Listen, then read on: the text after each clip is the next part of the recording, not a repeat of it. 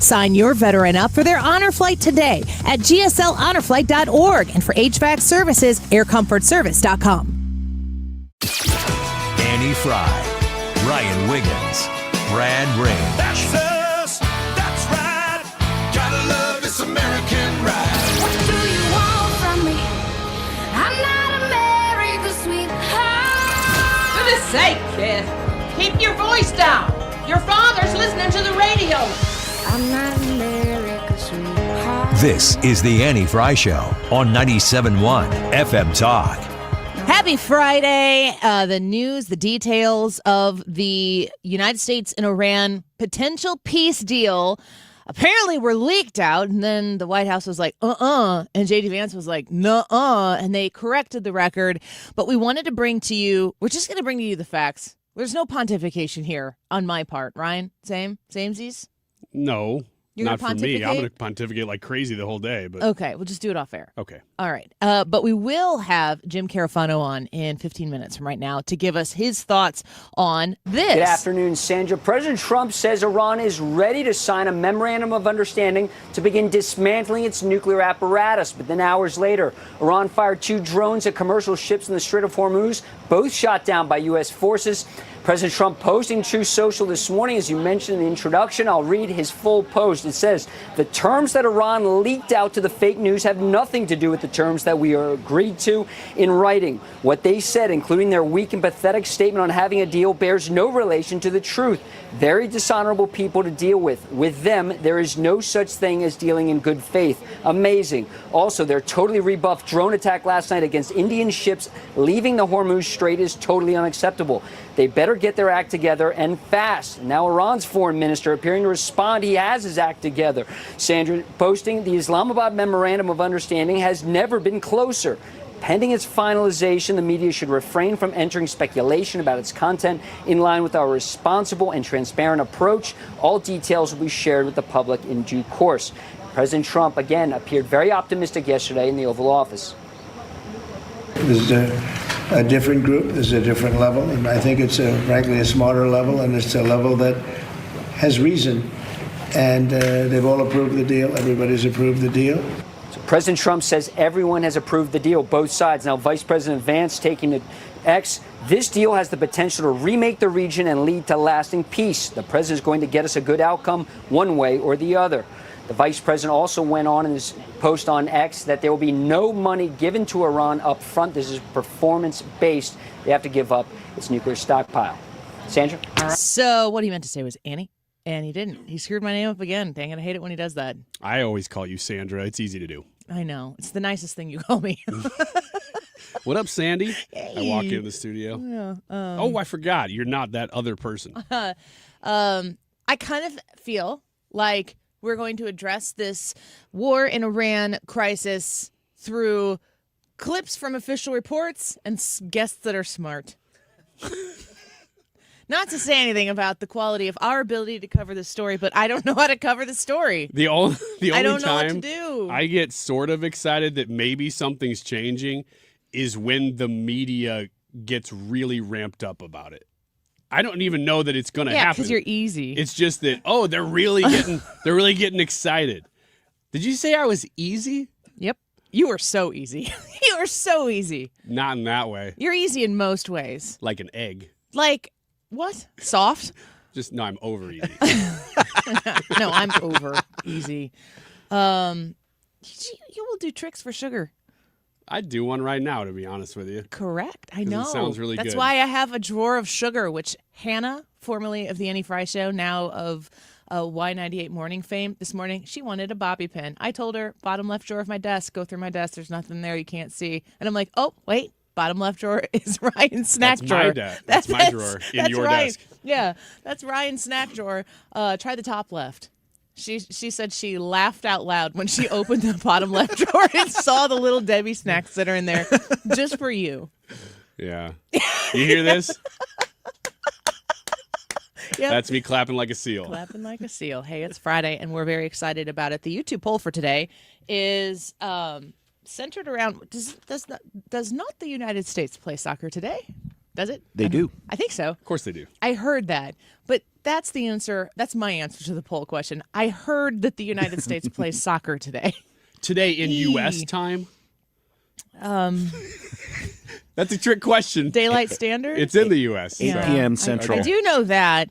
YouTube live chat poll, are you following the World Cup? Yes, I'm excited for it, casually or no. I'm going to slip into the casually conversation because I'm kind of fair game, but you're going to have to prove to me that it's worth my interest. What was it? Maybe was the World Cup here in 2012?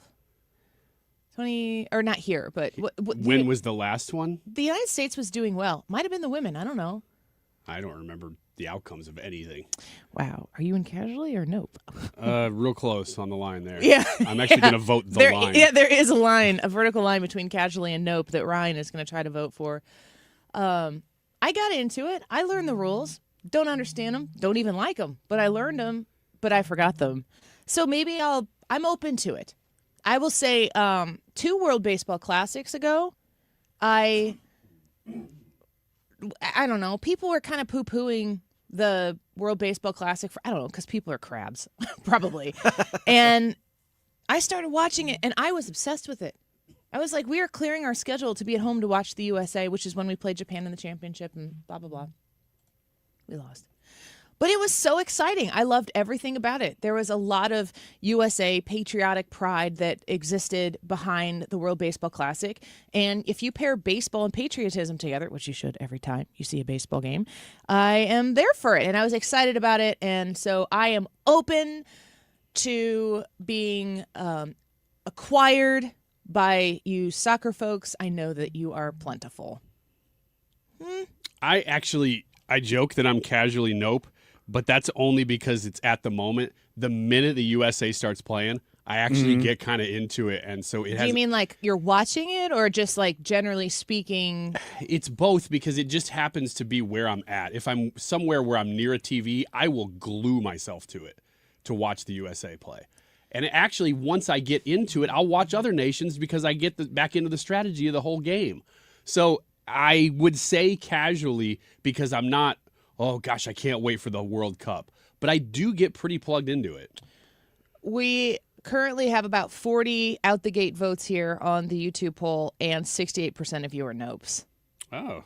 So I don't know if that's how it's going to shake out. I don't usually give you the results that early, but I do want to know, and this is a very much so the science poll. This is just the people who are willing to go onto my YouTube channel and weigh in to give us these results. But we usually get somewhere around 200 votes in a poll every day. And if this is heavily in the nope category, then I'm going to continue doing the show as it is. If it were heavily in the yes, I'm excited for it category, then I am going to get my act together and make sure I'm following this and we can cover it a little bit more. I'm not going to not cover the stories, but I don't even know how to talk about it. I don't do soccer. Well, we won't have to do anything until Monday, and by then there'll be Ethan? games behind us. And Ethan.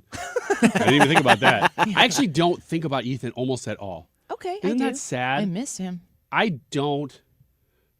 He misses you when you're gone because he takes all your work and has to, and he just kind of mopes around about it. It's a practical relationship. He turns we into have. you. Yeah, it's entirely just transactional. So go vote, go tell us, and also text us on the Annie Frey Show text line. We are always interested in your thoughts there as well. 314-241-9797. Russell just commented, goal. Are we playing? We're not playing right now, are we? We're No. playing soon? No, we Tonight? don't play until 8 tonight, our Yeah, time. not during our show, because Prime then we have to time. pretend it doesn't happen. Right. Well, we're like, no, really, ask us anything. Yeah. Please, What's the score of the ask game? us anything for the love. All three of you people in the nope category, why don't you just come to the studio? just come be with us. Let's be together. And then you could ask us really anything in person, on air, off air, whatever you want. Yeah, for You're real. hanging out in here. And we can confirm or deny it in the future. How do you think this poll is going to shake out? I don't know. I just got a text, though, from the text line, 314-241-9797, that says, I'm not following foreigner football. It's not. It's us. It's American We're in football. it. I think they're saying that this is a much more foreign-dominated sport. I'm reading into the text a bit. Yeah, but here. wouldn't it be fun if we dominated just like we beat Canada at their sport? In hockey? That would be great. Mm-hmm. That would be great. Yeah, that's right. That's not our sport, and we beat their brains. Well, the most American part of what you just said there was the beating part. Are you in the throes of World Cup, Brad? I wouldn't say I'm in the throes, but I'm gearing up. Once Team USA starts, like the lead up and all that stuff, boring. I don't care about friendlies. Yeah, I don't care about know, that. me too. But when the games start counting and it's Team USA playing, then I care. So you get hyped for other professional sports, playoffs and stuff? If Cardinals are in the playoffs, it's like I don't know, I can't remember. Yeah. It's like it used to be all I could think about. I'd have to calm my nerves as if I were going to pitch that night. It's just so stupid. But I know what it's like to feel completely emotionally connected to the outcome of a professional sporting event that I do care about but have no effect on. I feel that way less about sports and more like when Doug Burgum does a press conference. Gosh, just because he's on TV. Drawing from material that's available. Well, I'd also be curious from you folks who are listening right now if that's the way you feel about Team USA. Because, outsider, looking in, don't even know what I'm talking about. My understanding is that people are probably not betting huge sums of money that the USA is going to win the World Cup. Is that correct? Is that a fair statement? It's always yes. correct. Not the favored. Are we hoping to do well? Are we going to get out of our pool? This is supposed to be one of the better teams that we've had in the World Cup. Ooh, relativity. Yeah. That has nothing to do with the field of teams. I was talking to James, who's filling in for Ethan out there, and he was telling me that Does James know all about this? He knows enough about it. James, you're a new expert. James, come in here. No, we got to talk. Unless he wants to talk about after the Jim Carafano. Iran-United States peace deal. We'll take his thoughts on that first, and then maybe he can talk a little soccer. Yeah, well, he's not there in a chair, so I'm going to nod. And he's say, probably yes. watching soccer. He's probably going to do that.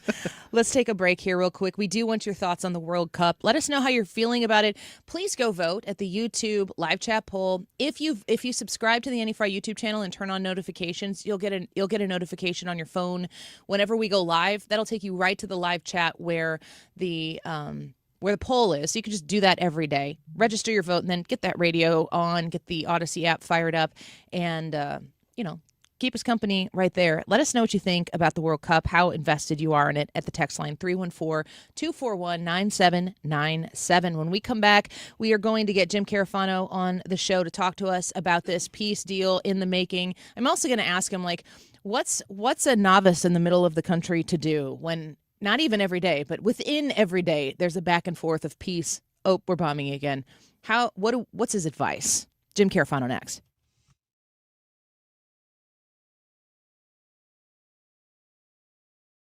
Your home is your sanctuary. Get the peace of mind you deserve with a free estimate on a Generac home standby generator from Generator Supercenter. They're the nation's #1 Generac generator dealer. With expert installation and 24-hour monitoring, Generator Supercenter won't leave you in the dark. Financing is available. Take control of your power today with Generator Supercenter of St. Louis. Call 314-499-2020. That's 499-2020 or GeneratorSupercenterofStLouis.com. That's GeneratorSupercenterofStLouis.com. Looking for a smarter, safer way to invest? For a limited time, lock in a great rate with Together Credit Union's 11-month CD special. From day one, your return on investment is guaranteed. No market swings, no surprises. Just a competitive, fixed rate that steadily grows your deposit. Make your money work harder with a financial partner that puts you first. Visit a Together Credit Union branch near you or go online to togethercu.org to learn more. Together Credit Union, federally insured by NCUA. Men, if you're suffering from erectile dysfunction or PE, you're not alone. Most importantly, you don't have to live with it. Paramount Men's Medical Center restores men's sex lives in just one visit. Their painless breakthrough treatments eliminate ED and PE, even when Viagra and Cialis don't work. Here's Dr. Simovitz, specialist in men's health. Paramount Men's Medical Center's painless breakthrough treatments eliminate ED and PE, regardless of age or medical history. 98% of patients see instant results right in the office. Men are now lasting longer than they ever imagined. And the best part, at Paramount Men's Medical Center, your consultation and first treatment are free. Qualified patients even get their testosterone checked free. Call 314-887-4333. 314-887-4333. Take control of your sex life. Call now. 314-887-4333. City SC's Summer of Soccer, presented by Purina, kicks off on Friday, June 12th with the biggest soccer celebration in St. Louis. This festival-style watch party on Lou Fuse Plaza at Energizer Park is free for all and open to the public. Show up at 5 p.m. for live music, local food and drink, giveaways, special appearances, and a live viewing of USA vs. Paraguay on 5 massive screens. Learn more at summerofsoccerstl.com. Gain peace of mind that your flooring and carpet installation will be done right the first time when you hire the experts at Michael's Flooring Outlet. They give all their clients a tenant personal service, even bring toys for the kids of the household. It's a family-owned and operated business for 25 plus years. They make sure you make the right choice for your home. So if you have carpets or hard floors, you're going to be happy for years to come. 3 convenient locations in St. Charles County, 116 Main Street, in Old Town St. Peters at Mid-Rivers and Highway 70, in West County on Olive, and the store in Darden Prairie. Michael's Flooring Outlet, IGotFloor.com. Nothing makes a gathering great like Eggland's Best Eggs. They're just so delicious with better nutrition, too. For us, it's eggs any style, as long as they're the best. Eggland's Best. Better taste, better nutrition, better eggs. Annie Frey is St. Louis conservative.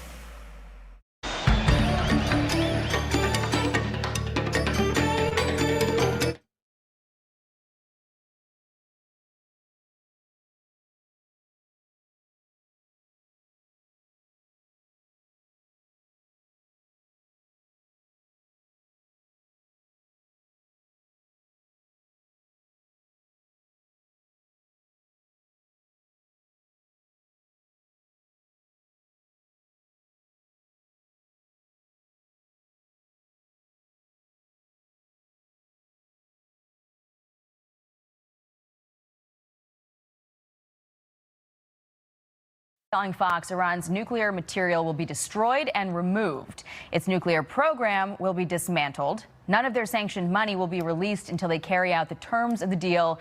The Strait of Hormuz will be open, and Iran will not provide any funding for terrorist groups. But the regime is publicly insisting that nothing's been finalized, with some key issues still on the table. So President Trump saying this on Truth Social a moment ago. Here we go now. Read it all to you. The terms that Iran leaked out to the fake news have nothing to do with the terms that were agreed to in writing. What they said, including their weak and pathetic statement on having a deal, bears no relation to the truth. Very dishonorable people to deal with. With them, there is no such thing as dealing in good faith. Amazing. Also, their totally rebuffed drone attack last night against Indian ships leaving the Hormuz Strait is totally unacceptable. They better get their act together, and fast. End quote. So there you have this morning on Fox News the summation of the current state of the hopeful peace deal between Iran and the United States. And I just don't know how to consume this. But Jim Carafano's got a leg up on us, of course. Senior counselor to the president and E.W. Richardson Fellow for International Engagement at the Heritage Foundation.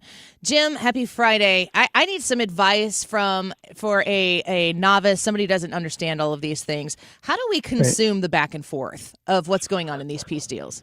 So the first thing you have to realize about the Iranian regime is the mindset of Arab Persian culture, which is very tribal. And if you've ever seen the movie about anyway, so Peter O'Toole goes to meet the Arab guy in the desert, and his guide, and he and they're at a well, and the guy rides up and he shoots the guide in the head. And Peter O'Toole says, "What's the deal?" He goes, "Well, he's not of my tribe and he was stealing my water." And Peter O'Toole goes, "But you didn't shoot me." And the guy said, "Well, that's because you're my friend." Right. So the point is honor in the Arab world has a very different connotation. In the West, we think you're honorable if you do the right things, if you're a nice person, if you pay your taxes, if you don't beat your wife.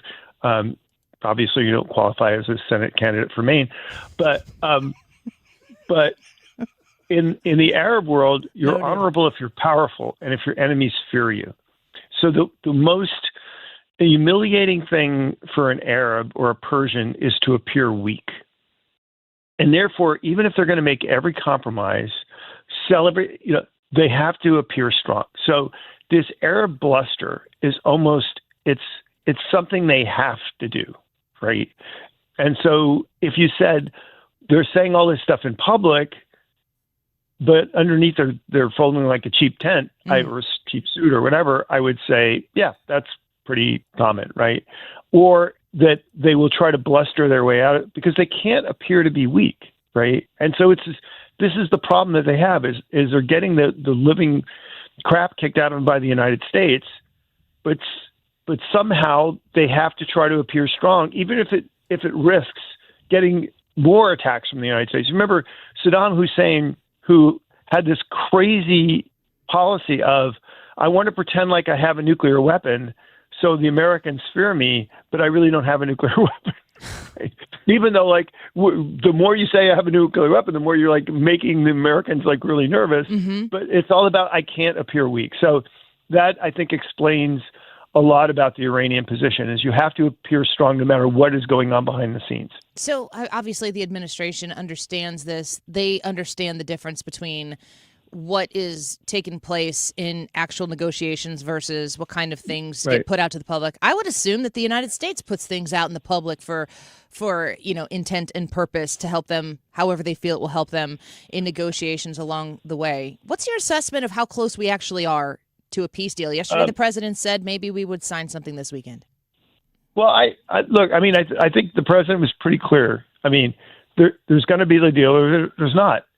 If there's not a deal, he's going to continue to humiliate them and degrade them to the point that they may actually wind up losing the country. So, honestly, I'm fine either way, and I'm not losing sleep. And the thing is, every day this goes on, the Iranians are worse off than the day before. Mm-hmm. So every day they postpone the inevitable, the deal they get's going to be even worse, and the situation is even worse. So I think from the president's perspective, he's in great shape. Look, most of the Iran war stuff has been baked into the global economy now. I mean, the point where it's, everybody thinks it's going to start World War III or drive massive inflation, or we're going to run out of gas or something. Everybody's past that point. And so we've kind of normalized the war. So the Iranians have nothing to scare the world with anymore. So if I were them, I would have taken a deal last week, but I'm not them.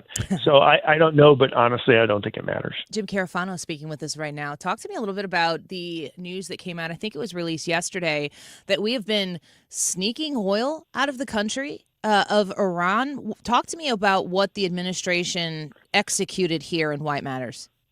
Yeah, and this actually gets back to the point of what's the Trump strategy, because he vacillates back and forth between humiliating them intentionally and not humiliating them, right?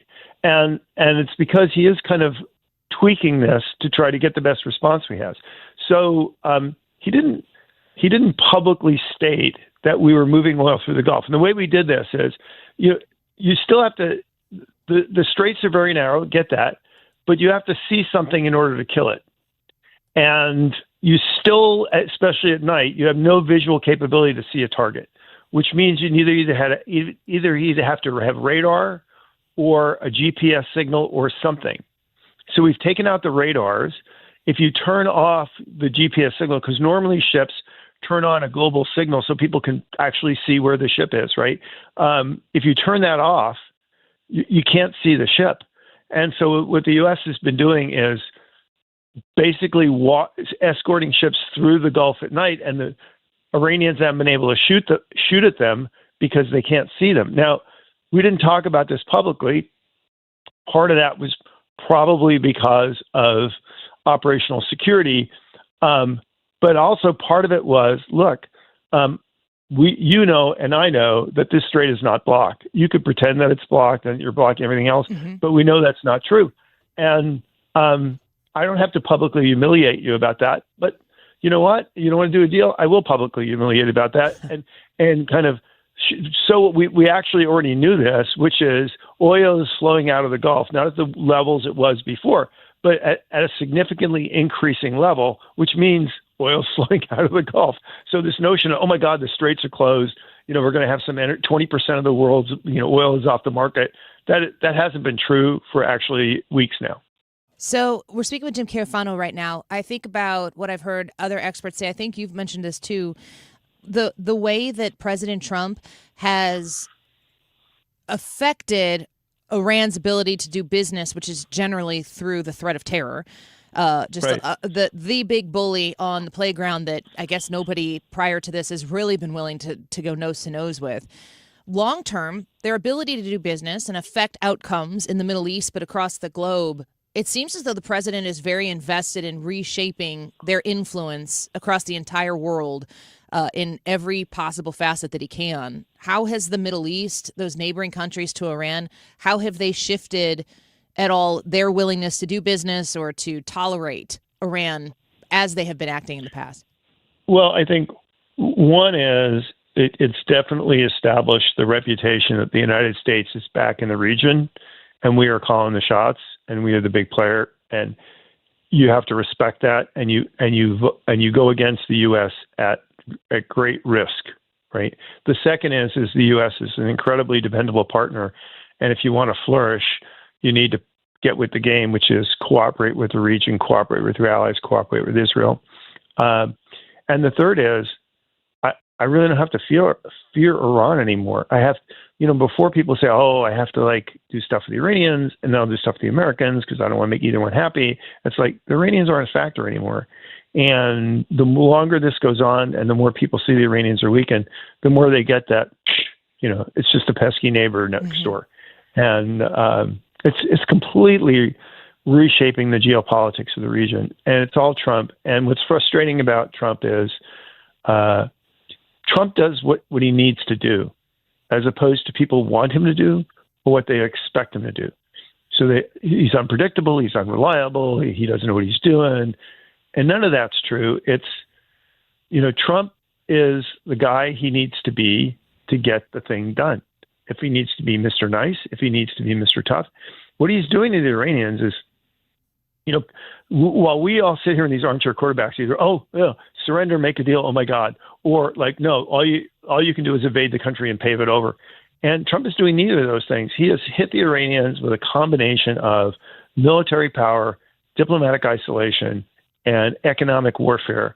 That is, and he's hit them with all the things that they're weakest, and he has put them on their knees. Now, the only difference between them and us is we see the world very, very differently. For us is all we really care about is that they're no longer a threat. From the Iranians is all we really care about is when this is all over, we're still in charge. Yeah. So when the Iranians say we're winning, well, every day they're still in charge, they're winning. But from our perspective, it's completely irrelevant. And so when I've been saying it on your show for a month now, we've won. We've already won. That is totally true. Yeah, I feel like the only outcome that is necessary for a collective, a domestic agreement with that is gas prices, which are coming down at this point. I do want to ask you one question. We're speaking with Jim Carafano with the Heritage Foundation because, you hear this, and I know that when you hear this, you probably have a gut reaction to it because you're more knowledgeable about it certainly than I am. But a collective oppositional point against what the Trump administration is doing. These people say, we had an agreement. The JCPOA is far superior to anything the president is doing now. What's your thought? This is completely laughable. The Iranians made most of the progress towards getting a bomb under the JPCOA. They built all the infrastructure. Because the greatest sin of JPCOA, the original sin was it permitted enrichment to the Iranians to do their own enrichment. And some trust in the Iranians. You cannot build a nuclear bomb unless you can make highly enriched uranium. And we not only let them do that, we actually gave them the money to help do that and allowed them the international access to do that. And so the JPCOA created this problem. It never came close to Iran's never been a greater threat. For people who said, JPCOA, because two things would be impossible without JPCOA. One is having the infrastructure to build a bomb, and the other is October 7th. Yeah. Neither of those would have happened except for the conditions under JPCOA. And the problem is Trump pulled out of it. And then Biden basically came back and just said, okay, well, we're just kind of let the Iranians do whatever they want. And we got back to exactly, where we started. So, Donald Trump is literally doing every American president. When people say this, they've said it 1,000 times, but every American president said Iran cannot have a nuclear weapon. And Donald Trump is the only one who's done anything about it. And you know what? That is 1,000% true. Matter of fact, the Bush administration had a chance. When we invaded Iraq, Iranians were just scared out of their freaking minds because they thought, oh my God, we're next. And they actually came to the U.S. and said, okay, we'll cut a deal. We'll give you everything you want. And we actually turned them down because we said, oh no, you are next. Except, we got bound down in Iraq in large part because the Iranians said, well, oh geez, if the Americans are going to make a deal with us, we have to stop them in Iraq. So they flooded Iraq with IEDs and everything else. And then essentially, when we didn't attack them, right, then they saw that as that's like I'm on the path to where they are. So, look, when they write the history books, this guy is going to be seen as the most effective president in dealing with the Middle East ever in modern times since World War II, and that includes Ronald Reagan, Richard Nixon, any other president, Bill Clinton. He will be the most consequential president in dealing with the Middle East since World War II, since FDR. Period. End of statement. No question about it. That will be history's judgment. To wrap it up, is his consequence in this conflict and resetting the table for the future and being historically notable in the way that you mentioned that he is. Could a weak president on this issue come in 2028 and screw up the whole thing? Is President Trump's efforts here strong enough to stand even that test of time? I was actually been asked that question several times recently, and I do think that regardless of who the president is, Republican or Democrat, they're going to walk in the door in 2028 in America in such a dominant position that even if the success of Donald Trump doesn't fit their politics, they cannot unwind the position of strength they'll have created. That's incredible. Jim Carafano, happy Friday. You watch soccer?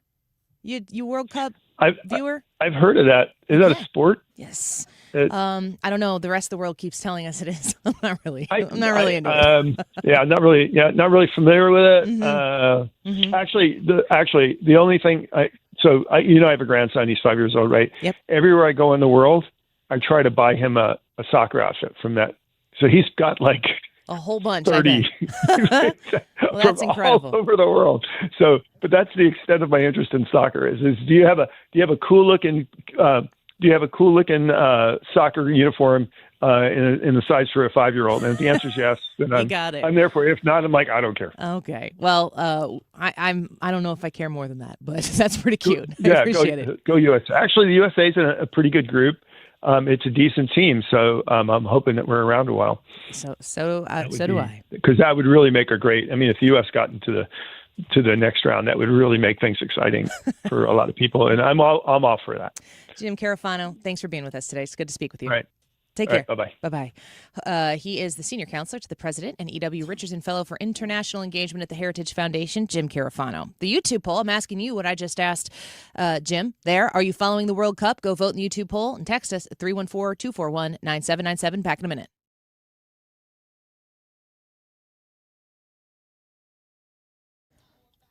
Air Comfort Service, you find them online at aircomfortservice.com. It is important to understand how helpful Air Comfort Service can be at the ready. If you need somebody to look at your HVAC system, consider calling Air Comfort Service at 314-513-0091. They're excited to launch a totally new online tool. It's free for you to use to help you make a decision when it comes to repairing or replacing your air conditioner, furnace, or entire HVAC system.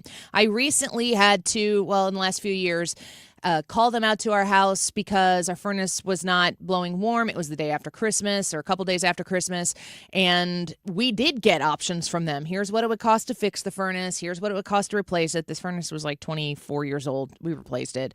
But now you have the access to do this just straight up online. So if you're interested in figuring out what it might cost you, go to aircomfortservice.com/repair or replace and find the information out for yourself. 314-513-0091, aircomfortservice.com.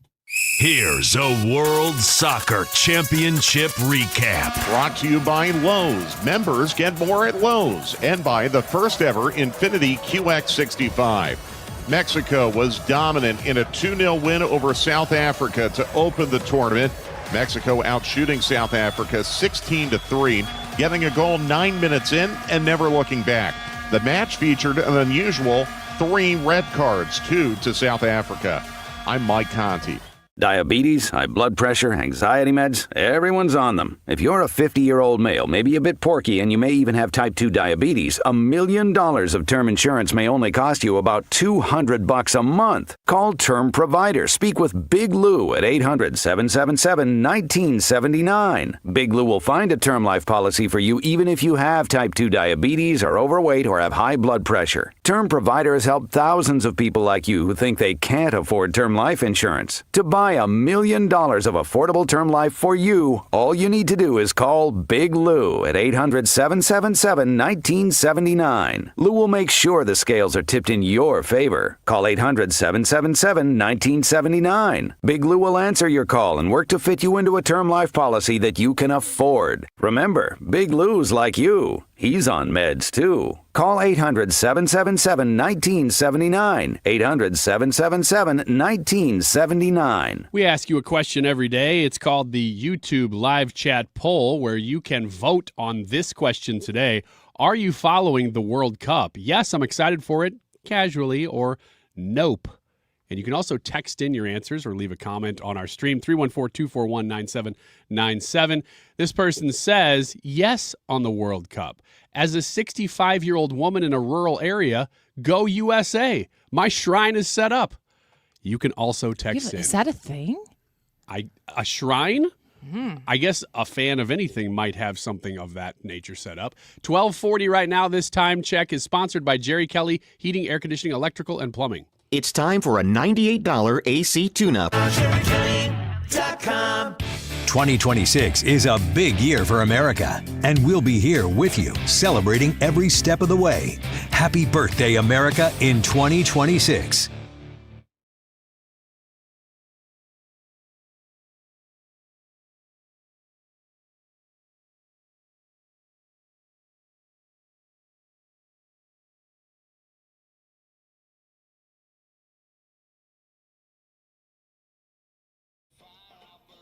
Did you buy any SpaceX today? Easy for me to say. I did not buy any SpaceX today. Did you buy any SpaceX today? I bought a rocket. Did you buy one? Yeah, I bought one. Really? One itty-litty, bitty, tiny rocket. What do you get to do with it?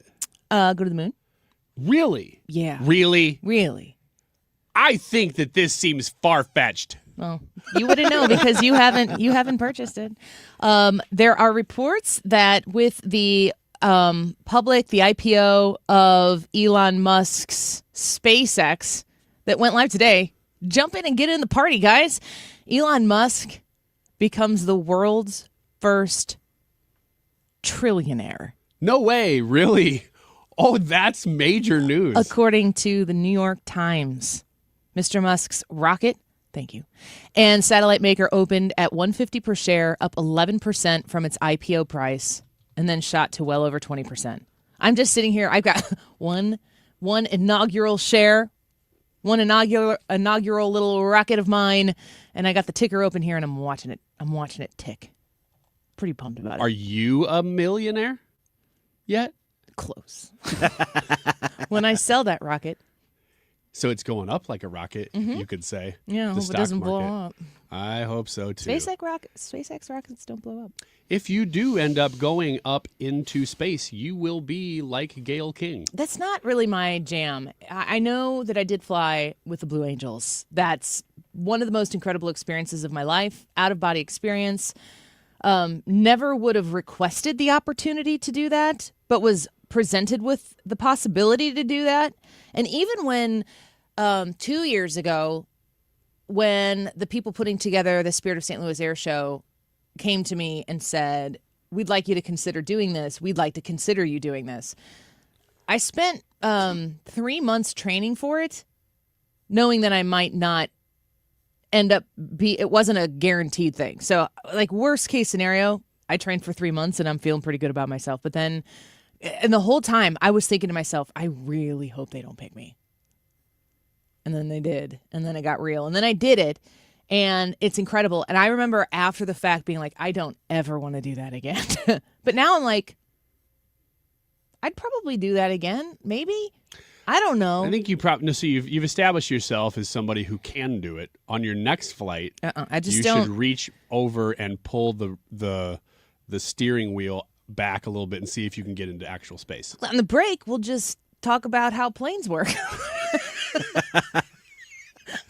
I think I have a pretty good understanding. You were hardcore judgy when I said that I bought a rocket, but I think you're dumber than I am on these things. Oh no, I clearly am not. When presented with the fantastical question, if you could go to space, would you? I am a hell no.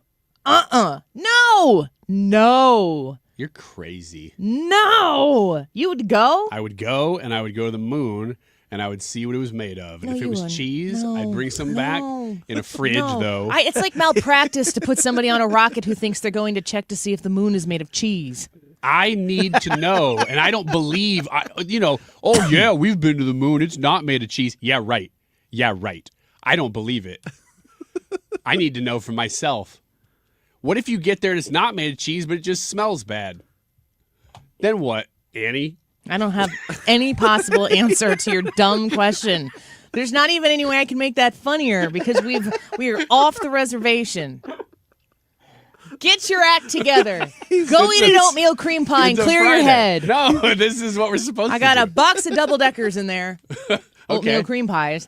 And they got your name on it, and you need to get your head right. You don't have to tell me twice. You have a sugar crash after the show? Not my problem. Well, I'm going to do my segment. Sorry, Mrs. and Wiggins. We're going to hope for the best, and then I'm going to get like 4 or 5 and just stack them. Tell us if you text us and let us know if you bought any shares of SpaceX. I got to the point where I stopped saying I bought some stocks of SpaceX because Ryan would be like, you mean shares? And I'm like, maybe. See, I am smart. I've learned. I actually almost sold all my Disney and put it all in SpaceX. And I wonder how much I will regret not having done that. Yeah. I put all mine in AMC. I just spit everywhere. I'm sorry, Mark Cox. We got to go to a break. I got to get some bleach. We'll be right back. Don't go away.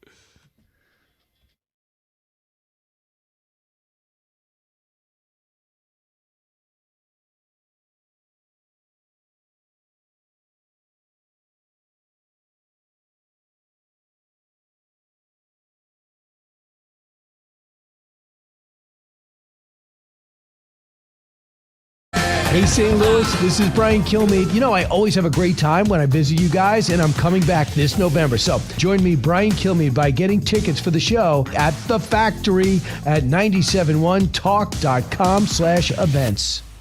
If you replace an old system with a new system, your bills will go down. Promise you. The so-called high-efficiency stuff only works if your house is efficient. I don't care about single stage, double stage, multi-stage, variable speed, blah, blah, blah, blah, blah, and SEER ratings. How long can I keep the heat inside my house? And how long do I keep the heat outside? That's efficiencies.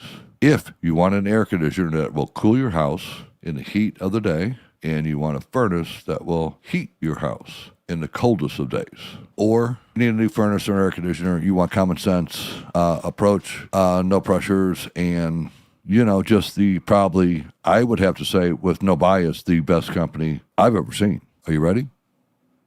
They have one easy number, Missouri and Illinois. It is 314-293-2600, or on the internet, bartinman.com. Now that is Bart with a B, Inman with an I.com. Running a small business is a daily balancing act. One late shipment, one price hike, one employee issue, and your whole month, maybe the entire year, could be in trouble. That's where LendSeek comes in. I needed $100,000 fast to keep up with inventory demands. LendSeek had me funded the same day I applied. Between their AI platform finding the fastest deal and a dedicated funding specialist guiding the process, it couldn't have been easier. Our AI-driven platform matches your business with the right program from over 100 funders, up to $2 million in as fast as 24 hours. Don't wait until it's too late. If you've been in business at least 2 years with more than $500,000 in annual revenue, qualifying is simple. No collateral, no out-of-pocket costs, no hassle. From lines of credit, term loans to revenue-based financing, LendSeek is open for business. Apply in minutes at lendseek.com. That's LENDSEEK.com.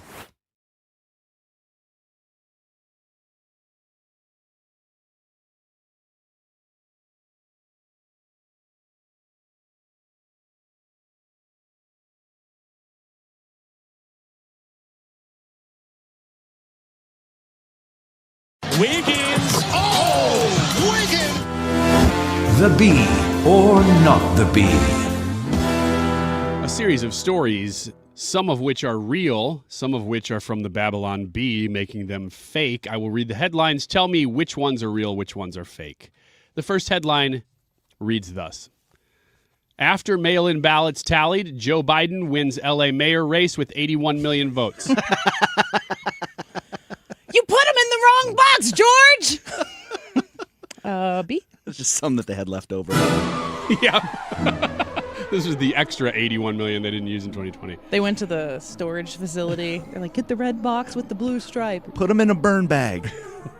Skeptics immediately accused the mail-in voting system of being rife with fraud and impossible to verify, but experts were quick to point out that voter fraud is incredibly rare and that no one even needs to make it more transparent or secure. Quote, "We need to count every vote," said some guy, Peabody. Then, quote, "These 81 million citizens of the city of Los Angeles deserve to be heard." At publishing time, Joe Biden had also won the race for California governor. And you're correct. That was fake. Oh. Thought we were onto him. Next one. Los Angeles homeless say people paid them to vote for Karen Bass and Nithya Rahman. What? Say the first part again? Los Angeles homeless. That's real. Say people Skid paid Row. them to vote for Karen Bass and Nithya Rahman. Do you want to lose your living conditions? If you want to lose them, you better vote for Spencer Pratt. But if you like the way you're living your life, Karen Bass for mayor. Well, the homeless, I guess, would agree with that, especially if they're getting paid to do so. This is a real story. All I can tell you, says the Not the Bee article, is that these people told the California Post that these things are happening. Multiple homeless people reporting the same thing. It remains to be completely verified, but James O'Keefe covered a similar story recently involving Skid Row that might interest you. L.A. election petitioners were caught on tape in his reporting, giving homeless individuals other voters' information, instructing them to forge voter names and signatures, and offering cash and drugs as incentive to register to vote. Yes, this is happening. But we should look the other way. Mm-hmm. Next story, Trump sets new world record by winning war with Iran 27 times in 1 year. That's freaking real. I'm tired of it. Maybe he's going for 47. We don't know. I mean, he's not done. All right. Yes, you're right. That is the B. Thank you for your participation. Quote, "No one thought we could win this war so many times," Trump told reporters. "We won it very strongly. Then we won it again bigly. Then we won it even more. Frankly, nobody has ever won the same war this many times. It's incredible." Many people are saying historic what we're accomplishing. Sources from the Department of War announced that they had started saving time by permanently installing a giant banner reading "Mission Accomplished" on wheels. Oh, no. That had rolled out whenever they needed it. I tuned into the 5 for a little bit yesterday just to try to catch up because things were going back and forth with this yesterday. And Greg Gutfeld opened the show and went to Dana Perino, and she was equally annoyed by this, and I felt very vindicated that even Dana Perino is bored with the back and forth of it. Annoyed even. Like, stop taking up my time. Just get it done. Tell us when it's done. Yeah, and the only thing that we can get is official reports. unless you're in Iran. Yeah. So you're just going, okay, I guess their Navy's gone and their Air Force is gone again. How about this one? British children's book company publishes cartoon of lesbian mom in Muslim hijab. That sounds real. Yeah. I'm going to say real. This is 100% real. A major children's book company owned by Penguin Random House is featuring a lesbian couple to celebrate Pride Month, and one of those lesbians is a devout Muslim in a hijab. As you can imagine, the company got quite a bit of backlash from conservative religious extremists who pointed out the ridiculousness, but wait, not the right kind of conservative extremists for them to completely ignore and write off. Whoops, they're having to deal with it in a pretty big way. All right. Is what I also say. Democrats denounced dirty trick of playing videos of James Tallarico saying things. B. This is the B. Quote, I never dreamed Republicans would stoop so low as to show people what Tallarico says, said Democrat strategist Samantha Parsons. Broadcasting clips of real things a candidate says is nothing short of a war crime. This heralds a dark new chapter for our democracy. According to sources, the Democrats' ire was drawn by Republicans taking to social media to post actual videos of Tallarico explaining his beliefs. Quote, yes, these videos are disgusting, but we play to win, said Republican operative Philip Darst. We're not going to back down from sharing unaltered footage of Tallarico saying stuff. Politics is dirty business.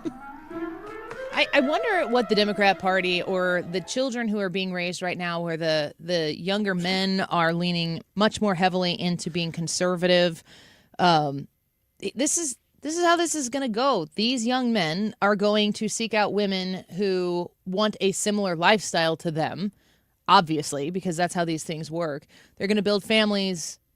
They're going to be happy. And I don't know what all the angry liberal women, I don't know how this ends, because it seems as though they've gotten candidates that are exactly the way the far left progressive wing of the party wants them to be. And there's nothing about that is attractive for the person who's looking for a more hopeful future in America. It's so hopeless and miserable that I don't know that the lasting power of this is. Now, if some of them get elected, I guess they just ruin the whole country and we're all miserable, and then they win? Is that the win? I don't understand what the win is here. Yes. Okay. Super. Last one. Mm-hmm. Scientists use yeast from 5,000-year-old mummy to make sourdough. I'm going to vomit if that's true. This is real. This is real. What? Yeah, this is real. Way back in 1991, two German hikers stumbled across the body of a man in the Alps lying face down. Little did they know why are we doing this? that the body had been in that spot for over 5,000 years. Ozzy the Iceman is what they call him. He is the best preserved human body from that era ever discovered, and you can imagine how excited scientists were to get their hands on the corpse, partly to study and gain insights into human history, but mostly to bake fresh sourdough bread. What's going on? Yeah, out of the yeast in his guts. Oh. Scientists said that wasn't the point in studying the microbes of the course, but they did it anyway. But they were hungry. What? Saying, quote, after 3 months of effort, we had a very, very good sourdough. This is totally real. Yep. Well, I quit everything. That's terrible. My goodness. Taylor Riggs on the SpaceX IPO next.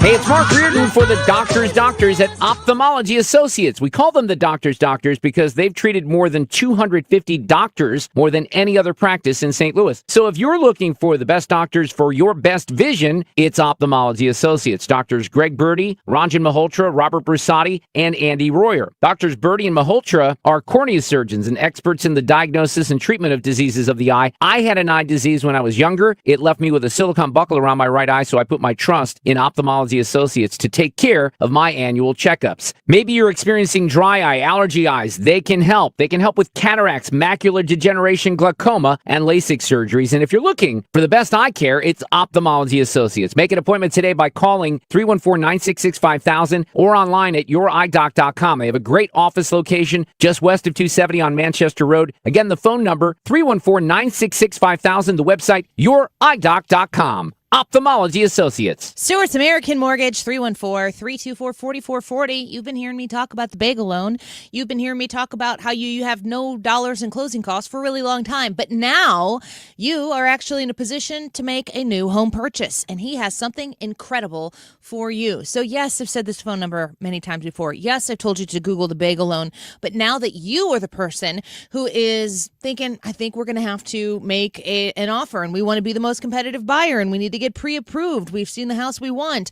You cannot pass up this opportunity with Stewie at Stewart's American Mortgage. He is offering right now on the first year of your new 30-year loan, lock in a 1% lower interest rate and still qualify for the bagel loan, which means no bucks in closing costs. He takes care of them for you. Don't pass up this opportunity to lock in that 1% lower interest rate on your new 30-year loan with Stewart's American Mortgage. Google the bagel loan for more information. Call or text 314-324-4440. And MLS number 226715. Don't miss a hot tub and swim spa blowout sale this Friday, Saturday, and Sunday at the St. Charles Convention Center in the North Hall. Choose from over 25 American-made units on display. See hot tubs, swim spas, and cold tubs all ready for immediate delivery. Save up to 50% on MSRP. Financing is available. For more info, call 1-800-SPA-SALE. That's 1-800-SPA-SALE. It's time for you to get to know my friends at Lit Cigar Lounge in Chesterfield, where luxury meets comfort. Mark Cox here. They have a great selection of rare bourbons, whiskeys, craft cocktails, anything you like to drink, cold beer, premium hand-rolled cigars from the finest makers in the world, even private lockers that are available if you choose to.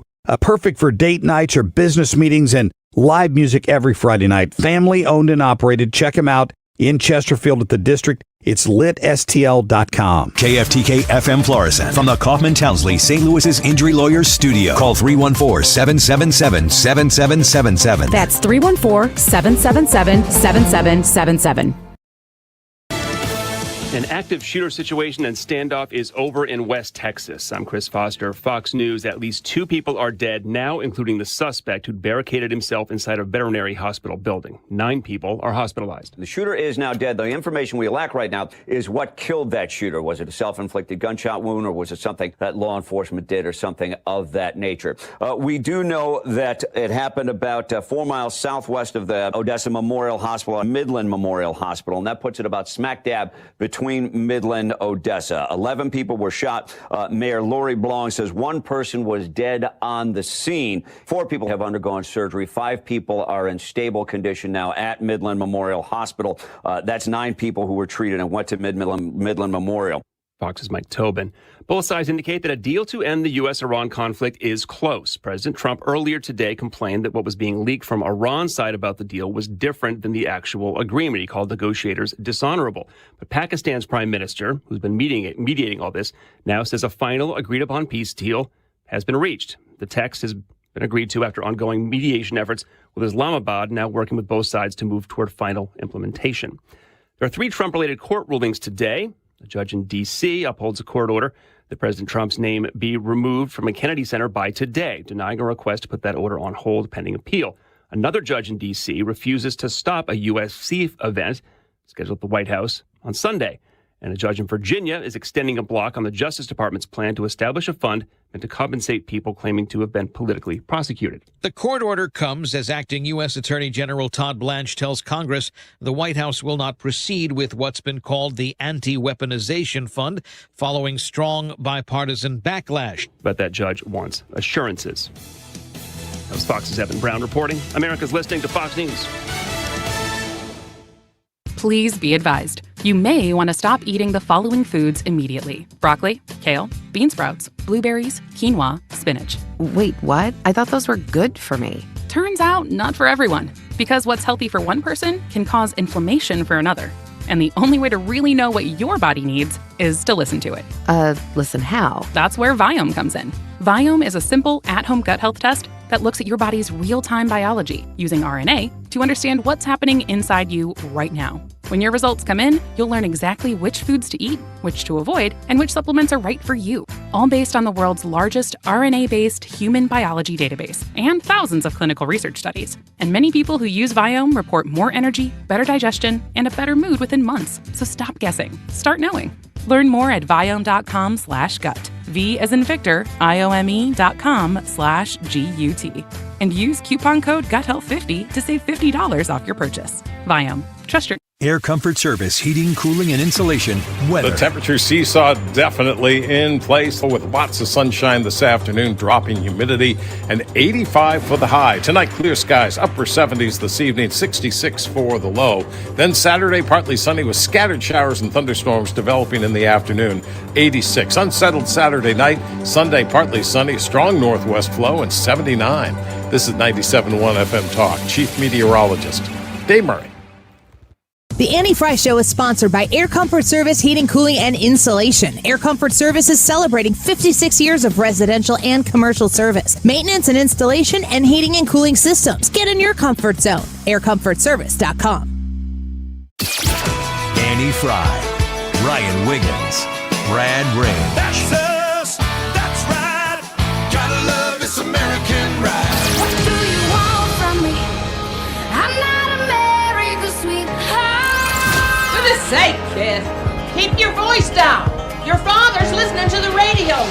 I'm not America's sweetheart. This is the Annie Frey Show on 97.1 FM Talk.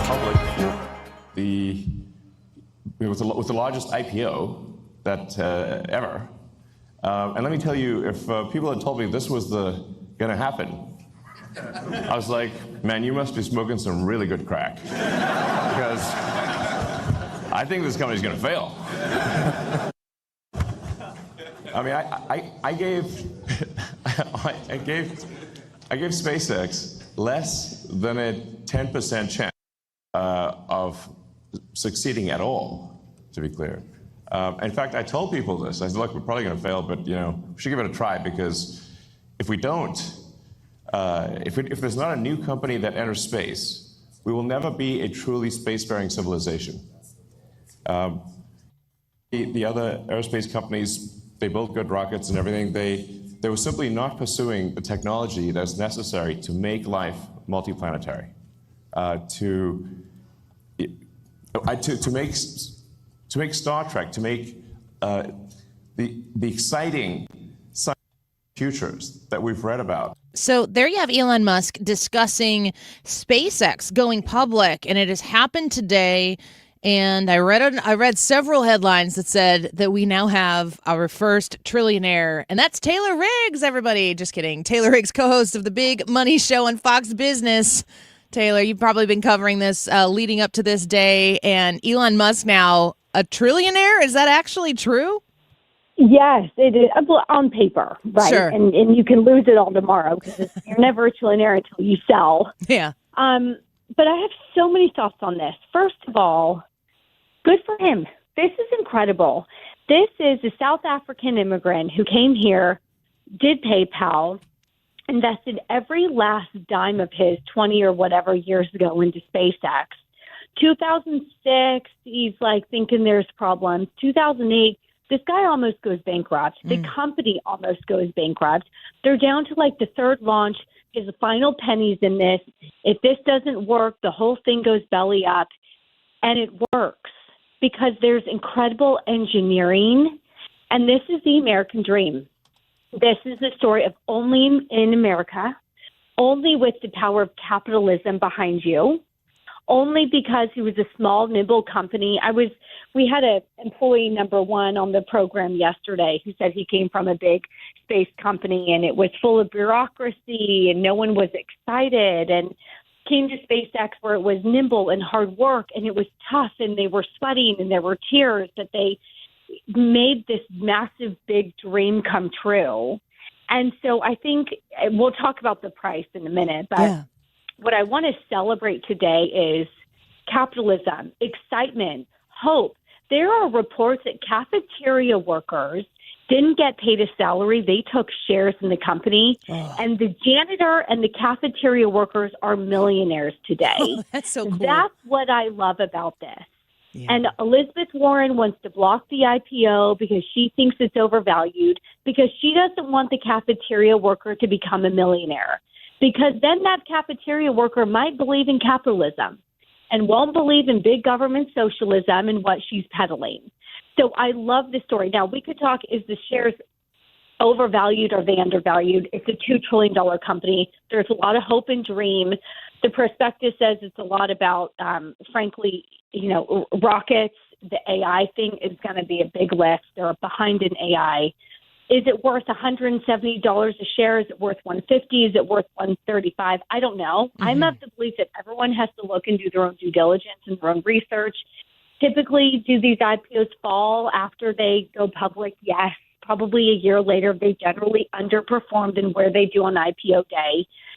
So I want to caution viewers, don't put your whole life savings into this one stock, because there's a lot of euphoria today. But I think overall, my takeaway is this was a really wonderful moment for capitalism. Mm-hmm. Yeah, I think that's incredible. That's an incredible take. Taylor Riggs with us right now.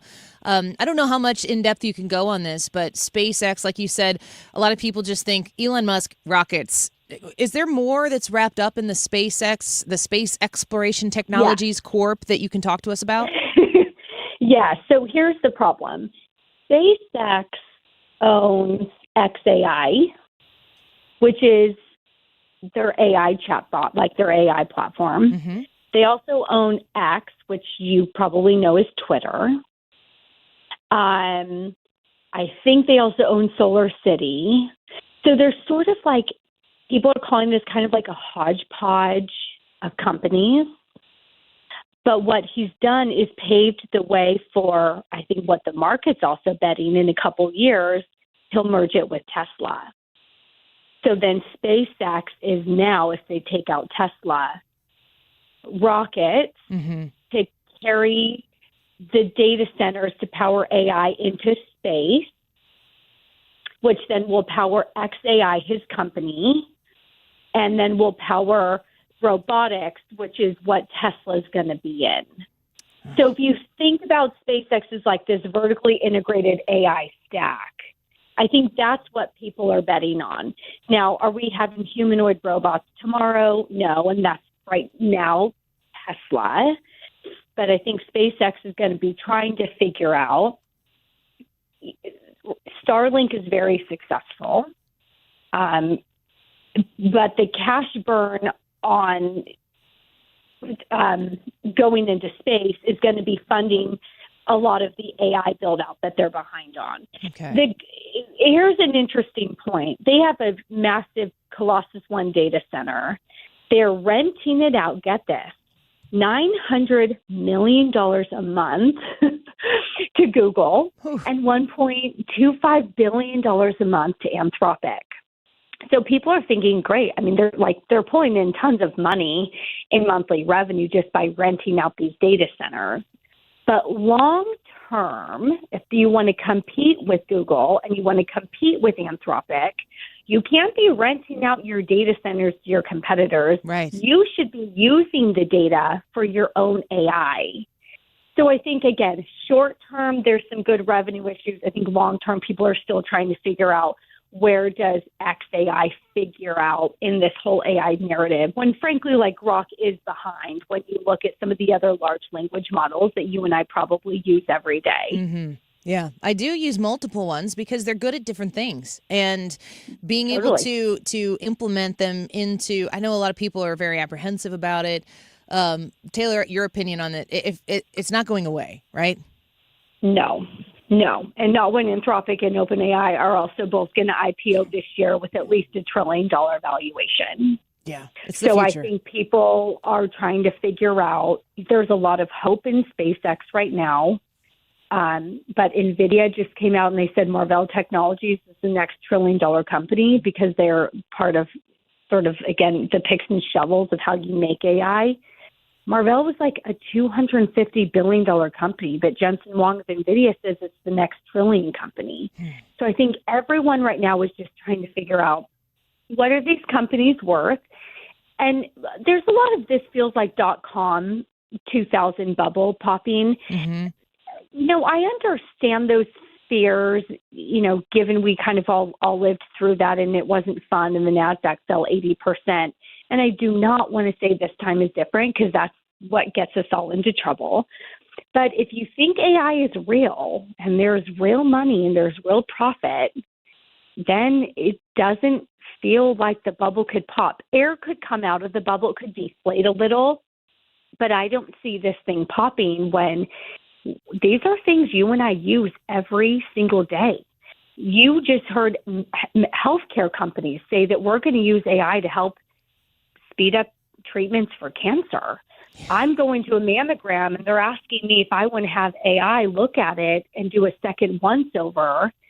So it can't be fake when you and I use it every day. And so I think that's at least certainly what the bulls in the market and the optimism is around this technology. I don't know if this is a smart question or a stupid question, Taylor, because I'm a little over my skis in this department, which is why we're so grateful to have you as a Fox Business expert, a co-host of the Big Money Show on here to kind of set me straight. But does it matter if we're looking at artificial intelligence in the future? People can make decisions about who's running these different, who's wearing the uniform for the AI race.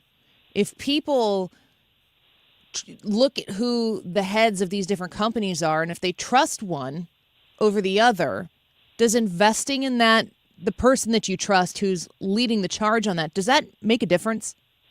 Absolutely. And that's absolutely not a dumb question. I think for a while, people were only invested in Tesla because of Elon Musk. Yeah. People were investing in that company. The numbers didn't look great, but they had hopes on an entrepreneur, a founder, a visionary, and they thought, well, I'm just going to bet on him. Mm-hmm. Now, when it comes to AI, this is interesting because Anthropic has been, the latest valuation was $965 billion. It'll IPO probably this year. The CEO, Amade is his name. My coworker has pointed out in the past, called Trump a feudal warlord and has been really anti-Trump. And then you have OpenAI, Sam Altman, who's running that, who's trying to navigate as he's sort of fallen behind in the race as Anthropic has picked up. And so I think people, and I don't want to make this political, but I think people are trying to look at the visionaries of these companies and saying, who do I trust? Mm-hmm. And if I'm using Google Gemini's thing, and I think, well, Google feels really biased one way or the other, then they're making their AI biased. And I remember when Google, a couple of years ago, we asked AI to produce an image of George Washington, and it was a black man. Yeah. And so I think some people are figuring out, well, if your company is super left or super right, I don't trust you. And so I think it absolutely makes sense, especially if you're in this market trying to figure out, I don't have a clear stream to profit yet, so I'm just going to invest on the guy. Mm-hmm. Certainly that's the bet people are making on Elon Musk. I'm so glad that wasn't a stupid question, Taylor. There are zero stupid questions. We're all here learning together. Yeah. I mean, I guess I'm kind of entering midlife where I'm paying attention to these things in a completely different way. But it does to me matter who you entrust with the responsibility to not just grow artificial intelligence, but potentially limit where they go with our artificial intelligence with something like this. And boy, I sure don't know the things that I don't know. And then you look at these very brilliant and equipped people to make some decisions for humanity, and it's consequential. So I appreciate you giving us that insight there. I do want to shift gears just real quick before we let you go, because I've got the SpaceX ticker up here, but I also have the crude oil ticker up here. Yeah. And I want to ask you a super novice question about crude oil as well, because I've got it up. I've got a 5-year window on crude oil. And, there is a lot of time in this 5-year span where it's at 84, 85 right now, 84, 85 right now, where it's been well above the point that it is here. But there's also quite some time, specifically during President Trump's tenure, where it's been quite below that mark. When we see progress, it really depends on the day and the flip of the coin, it feels like, when I'm trying to cover these stories, as to how close we are to peace with Iran. Can you explain to me, when we see crude at 84 and then maybe high 70s next week. That'd be nice. How quickly does that turn into lower per gallon in my Chrysler Pacifica while I'm trying to get my kids to their baseball games? How quickly does crude go down and my gas prices go down? Yes. Faster than we thought. Diesel prices are down 10% in the last couple weeks. And you're starting to see that where earlier this week, Larry Kudlow said half the states now have a 3 handle on gas instead of a 4. Because we were at like 98, 102, 116, and now we're back to 83 a barrel. So it won't happen overnight.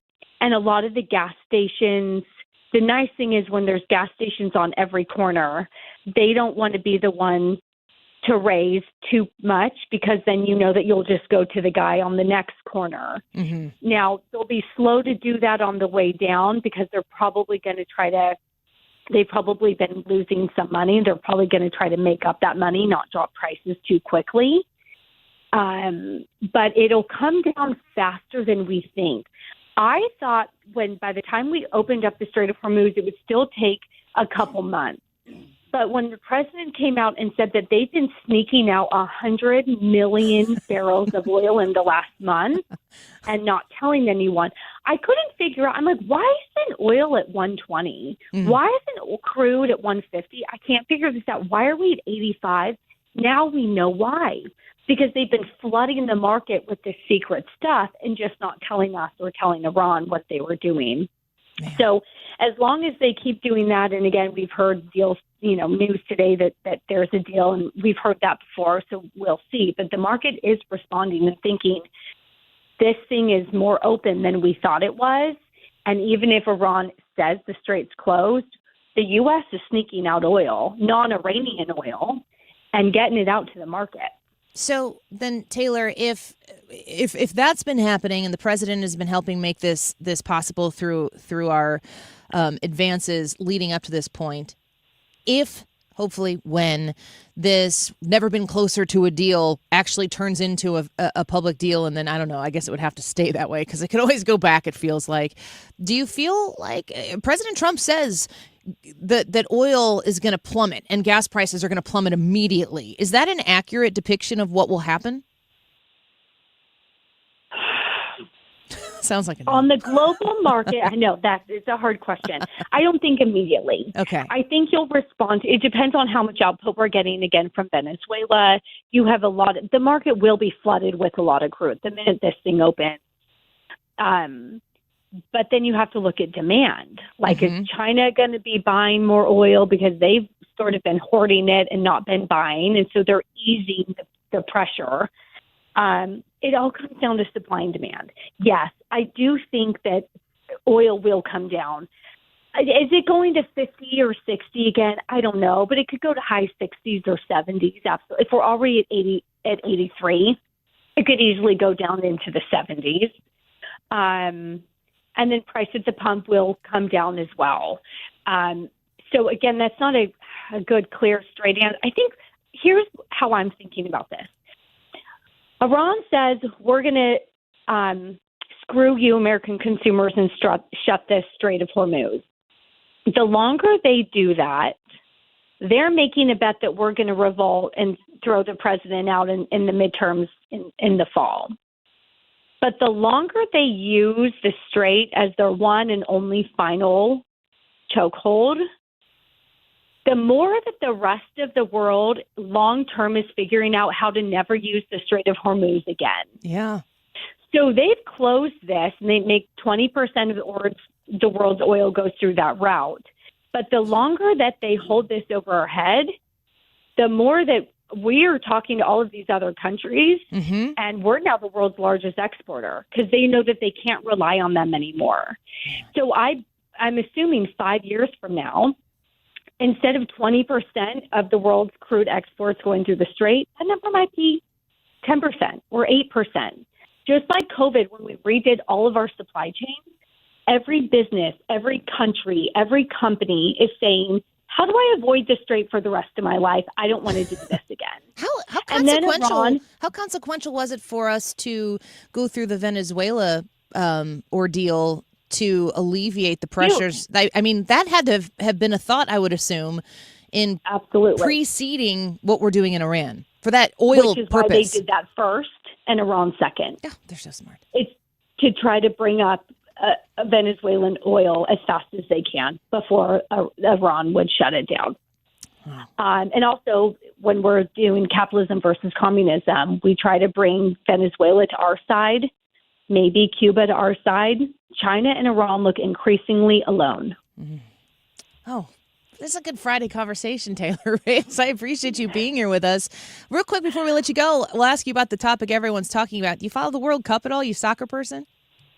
Oh my gosh, no! I'm an American. Do we care about soccer since when? No, I mean, I played soccer in high school. We don't, but we're trying to find somebody who's in our world who's like super excited about it. What about Knicks? I mean, Are you a from, Knicks fan? The tourism perspective, it's awesome. Like Yeah. the cheapy little hotels down the street from me in New York are sold out. They're going for hundreds of dollars a night. So it's a great economic boom, economic story. You're good but at your I couldn't job. tell you one player on the U.S. team. Yeah, I can't either. I don't know anything. I want them to do well, but I don't know. Like you said it better than I could. I'm an American who's I playing like baseball. football. Yeah, Like my version of football, not their version of football. Oh, I love it. This has been a great conversation, but that was my favorite part of it. Taylor Riggs, thank you for being with us. I mean, go USA and all of that, but I guess a big Yes. day for Elon Musk and for capitalism, as you so aptly put it. Thank you for being with us today, Yes, Taylor. amen to that. Take care. Have a good one. You as well. Bye-bye. That was a good interview. I'm glad we talked to her. That was good. There was one question in there where you said, "Is this a stupid question?" And then you asked another one when you said that it was a stupid question, and neither time did she say, "Yes, it's stupid." I was so happy I'm very disappointed in Taylor in that sense. that she didn't take the opportunity to be like, could have been smarter. No, I think she just should have been blunt and said yes. Oh, you thought it was a dumb question? Yeah, that's a stupid question. Could you have answered the question I asked? I don't remember what it was. I wasn't really listening. Are you following the World Cup? Yes, I'm excited for it. Casually or nope. Go to the Annie Frey YouTube channel and vote. We got 120 votes in, and you guys are pretty. You guys are in unison in large part on this. You're going to influence the state of the coverage of this show, so I need you to come over to the YouTube channel. It's a Friday. You're not doing anything important anyway, or not this important as the YouTube poll and the radio show. No, that's a fact. Is that a stupid question? No, That's that's true. Yeah, that's factually. YouTube poll on the radio show is the most important thing you got going on today. Yeah, I've had to sell it to people in the building for quite some time. They haven't figured out how to stop me yet. Go vote. Text us at 314-241-9797. Taylor Riggs from Fox Business. Great talk. It'll be on the podcast. We'll be right back.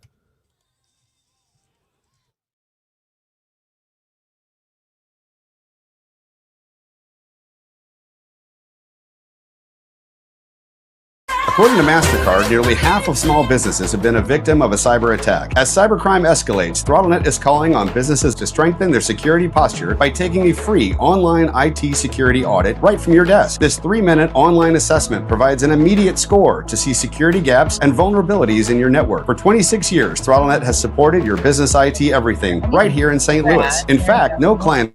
Can you guys hear me talking to just you, the live stream? I hope. Type moo if you can hear me for my core life or fair life core power.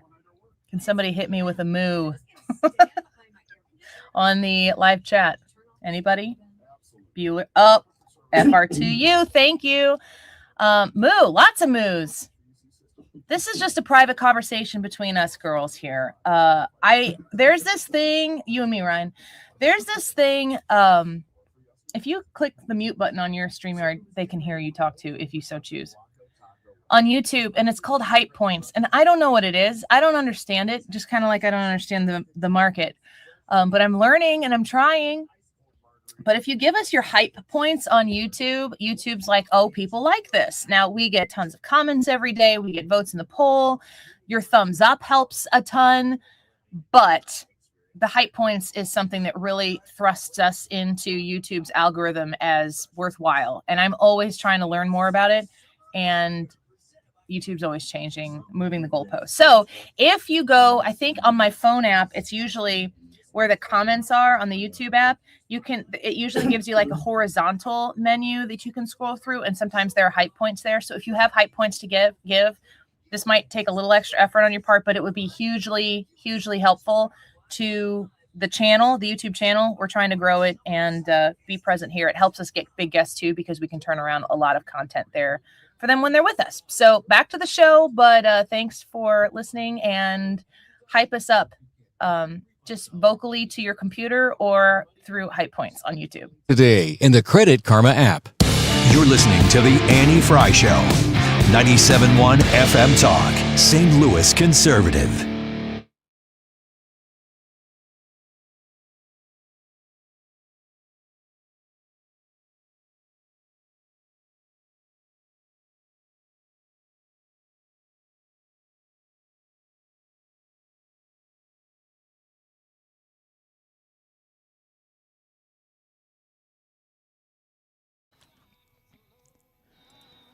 I'm watching SpaceX move back and forth. I was thinking about maybe day trading it.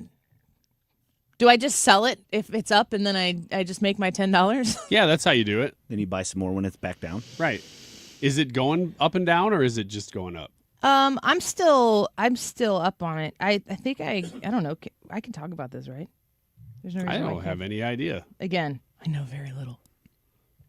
You're not influencing the price. It's not as if you're manipulating. Everybody's listening to Annie. Hype, sell! Man, if you're listening to me on stock trading advice, that's your fault. No, it's still up. I don't know. I don't know what I'm doing. I kind of wanted that. Like I said, I wanted an inaugural share, but I also maybe would like more shares. It just goes back and forth. I'm just sitting here watching the ticker. I guess this is what some people do for a living. Yeah, that's what they do. I got a text from one Bob Wiggins that he also purchased SpaceX today. Yeah, more than one share, like my petty little I have no idea. How much is it going for? What is one share of SpaceX? At this very moment in time, 168. Dang. And I think I was watching it this morning. I was up at 8:30 ready to fire, but it takes, I don't know. It's weird to me that it takes a while for it to get comfy and purchasable, but it is the IPO, so this is the first day you can buy it. It was projected at 135. I think it opened at 150, and the high so far today is 176. So I got it at 165 or something when I purchased it, and it's up from that. Okay. I don't think it's going to, I don't know. Nobody knows. So of the one share that you bought, you've made $10. If I sold it right now. No, it's not at 176 right now. It's at 169 right now. So you've made $3, $4. I'm up. You could maybe get us a scooters. I could if I wanted to. You get half a scooter. I'm up a quarter, 25%. That's good. Yeah, on a share. It's like it's a volume business. I've figured it out. Mm-hmm. Do you pay attention? Do you buy any stock like that? No, not really. I it's fun. It's a hobby. It's a thing to do if you just want to mess around like you're doing. Well, I started doing it a few years ago because I didn't understand any of it. I didn't even understand how to talk about it. And I thought, okay, so I put, I think, $25 a paycheck in my E-Trade account. And I would call myself a very novice dabbler. But, you know, I've bought stock in things that I care about. And I've learned a lot about it, but it's not any part of some sort of long-term plan that I have. It's really more for the education standpoint, and it costs me $50 a month. It's only fun to do it the way... It doesn't even cost me that. It's an investment of $50 a month. That these, you know, when you jump on a stock that has this big IPO or it's got all this meme energy behind it or something, it's just fun because you think, oh, what if? What if? So you'd get in a little bit. Unless you're doing it and, you know, you're retired and there's probably people listening who, they're not day traders, but they're retired. They've got a little money to mess around with. And they're watching CNBC while they listen to us or whatever, and they'll pop in on ones every now and then just to see, ride it for a little while, and jump out. It's not day trading, but it's short-term trading. Yeah, I've talked about this before. I love playing poker. will play Texas Hold'em, and I'm very good at it in the way that I play it. I've never gone to I play online, and I haven't for a long time. I just haven't had the time to do it.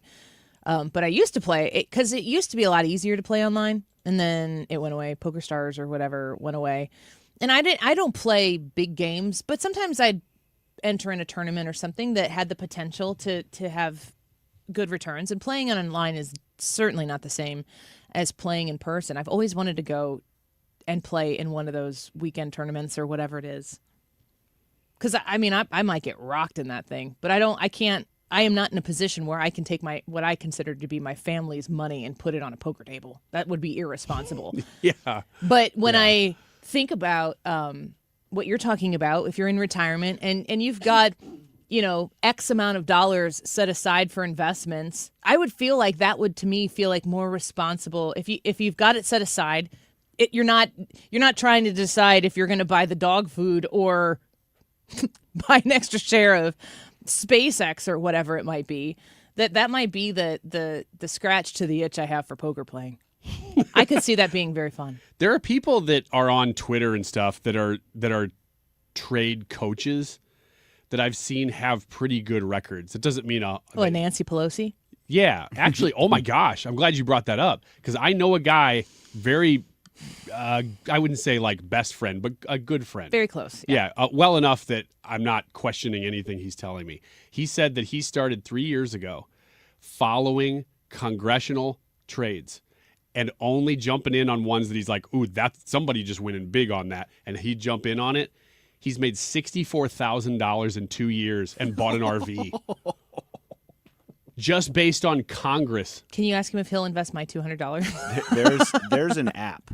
And I think he's probably using that app. It's called it's Usual Whales is on X is the thing. There's another one though that he uses. Nancy not Usual Pelosi Whales. Stock Traders an app. Yeah. That's another one, but it's not that one. This is not financial advice, people.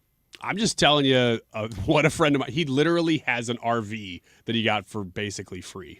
I want to know why Elon Musk didn't announce the IPO or start ring a proverbial bell from space. He should have.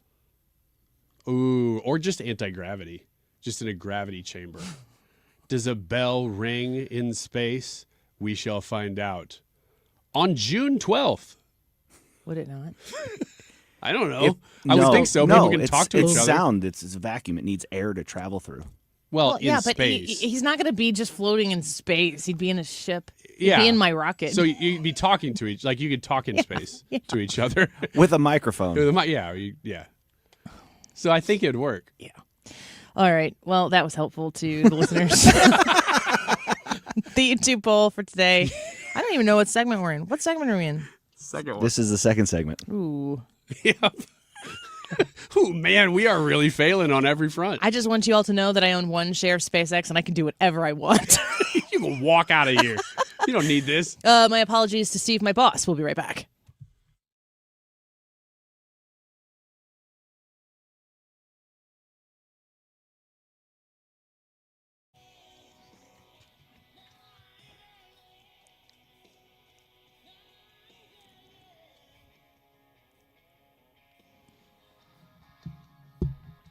Home Shield Foundation Repairs.com. That rain comes down, you see it in the forecast, and you freak out because it's going into your basement.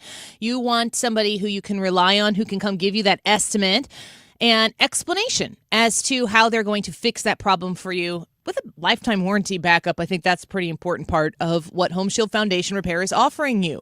Invite Matt Hayes to your home, 314-271-9900, 314-271-9900. Home Shield Foundation Repairs.com is the website, and they offer a whole host of different services to help you repair your foundation. That includes the waterproofing of your basement once and for all. 314-271-9900, Home Shield Foundation Repairs.com.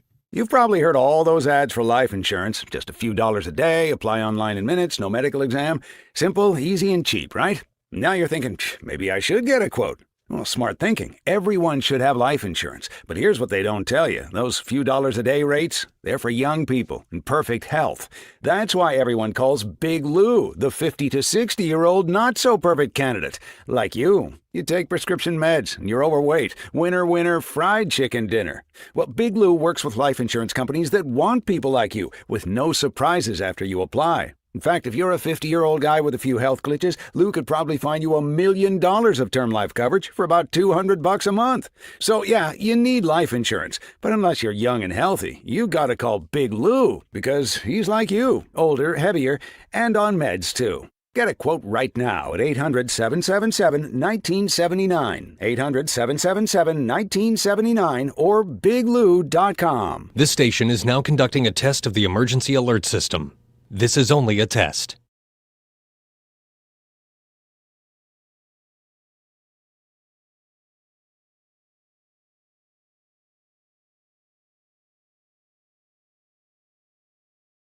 Hey guys, Glover here with my very, very good friend, Dr. Kathy Maupin at BioBalanceHealth.com. If you have reached that certain age and you're just not feeling very well and nothing's working the way it used to work, go see Dr. Kathy. She is not only a medical doctor, she is a patient of this bioidentical hormone replacement therapy. It absolutely works. It's a long-term solution. She is an artist when it comes to helping you with your hormones. BioBalanceHealth.com for Dr. Kathy Maupin. We are asking you to chime in on the YouTube live chat or by texting in your Ask Me Anything questions to 314-241-9797. Ask Ryan anything. 97. Let me say the number again because I feel like I kind of failed there. Dang, that was really aggressive. rude, but you didn't say it into the mic, so nobody knows what we're talking about. That's why I could be so aggressive. Okay, okay. No, that would be super passive. 314. Anything you want to ask him, just on the text line. 314. At all. Whatever. 241-9797. Ask him why Ask she's whatever. like that. Next question is what we call it. Not ask me anything. So just ask us whatever, and we'll go to the next one if we don't like it. That's the way this works. 139. This time check is sponsored by Jerry Kelly Heating, Air Conditioning, Electrical, and Plumbing. It's time for a $98 AC tune-up. From High Ridge to Pontoon Beach, 97.1 FM Talk, St. Louis Conservative.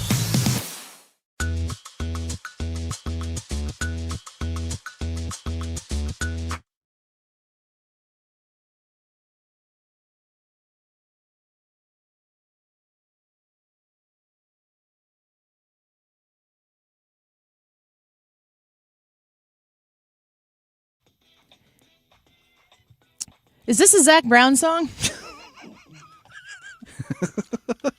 No? Let me listen. No. I don't know if you know that for sure. Zac Brown. I'm not familiar with his work. Zac Brown I would is say yes. going to, as far as I can tell, possibly. This is a song from the movie Coco. Zac Brown is playing at the UFC White House fight thing, whatever. Is that this weekend? I don't know. Yeah, it's this Sunday. You gonna watch it? I'm going to try to. Ryan, you gonna watch it? No. Because you're gonna be watching soccer? No. I'll just be watching paint dry. Okay. Country star Zac Brown defends the UFC White House performance, saying, F all the division. You big Zac Brown fan now? F all the division. Yeah. Yep. I was talking about the East.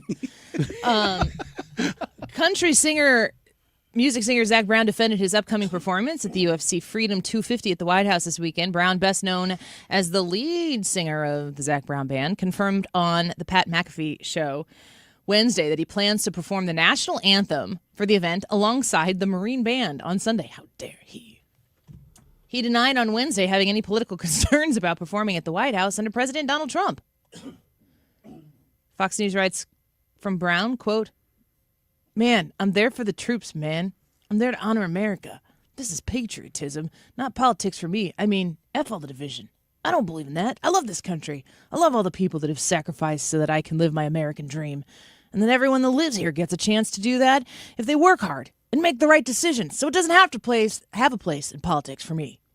Okay, big fan. Listen to Annie doing a voice of Zac Brown there. Yeah. That was a pretty good impersonation, as far as I understand Zac Brown, which is not that far. Yeah, let's get Zac Brown's song back on here. I'm looking forward to hearing Zac Brown play at America 250 and do the Coco soundtrack. Yeah. Let's see here. There is a song by Zac Brown. Do you know what it's called? Sweet Annie. Sweet Annie. That's the one I always knew that he sang. It's just a song about how sweet Annie is. That sounds boring. There needs to be a storyline and some conflict. Like, first she's awful. And then she's sweet for a little bit. She kind of grows on you. And then she gets awful again. But you never know. Sour Patch Kids. Yeah, you go through all kinds of iterations. Sweet Annie, can I stay with you a while? Because this road's been putting miles in my heart, sweetheart. I've been living in a fantasy, but one day lightning will strike and my bark will lose its bite. But don't give up on me, sweet, sweet Annie.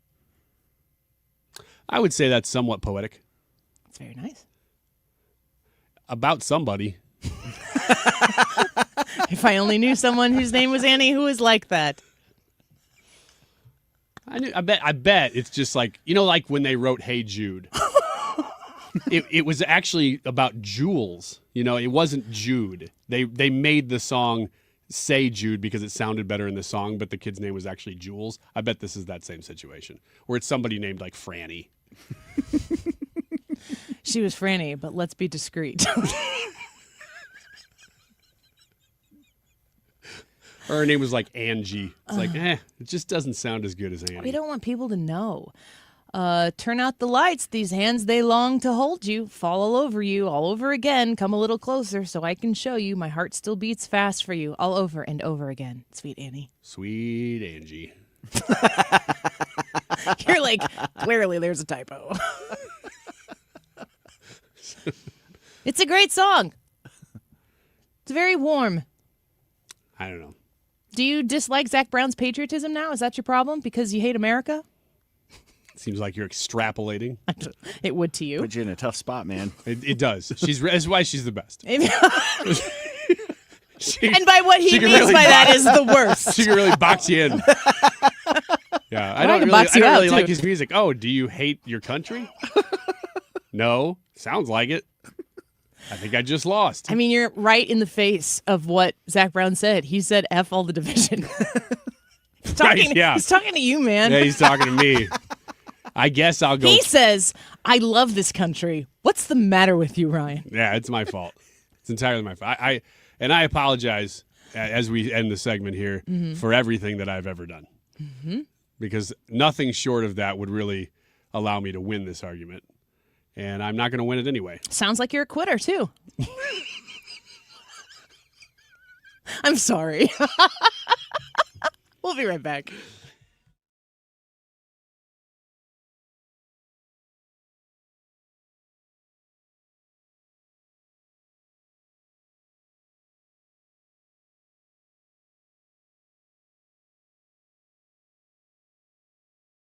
Hey, St. Louis, this is Brian Kilmeade. I always have a great time when I visit you guys, and I'm coming back this November. So join me, Brian Kilmeade, by getting tickets for the show at The Factory at 971talk.com/events.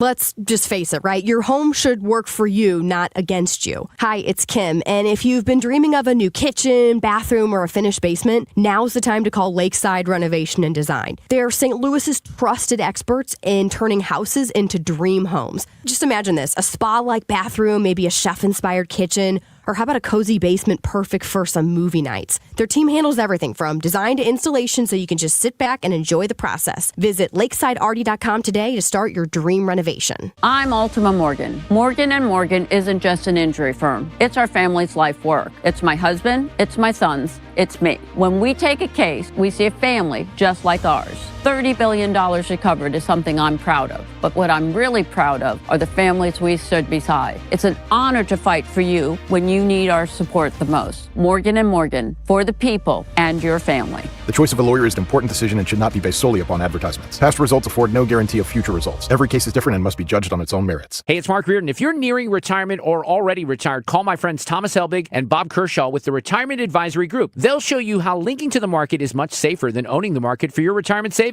They're the official financial advisors of my show. Go to retirementkey.com. You're listening to The Annie Frey Show on 97.1 FM Talk, St. Louis Conservative.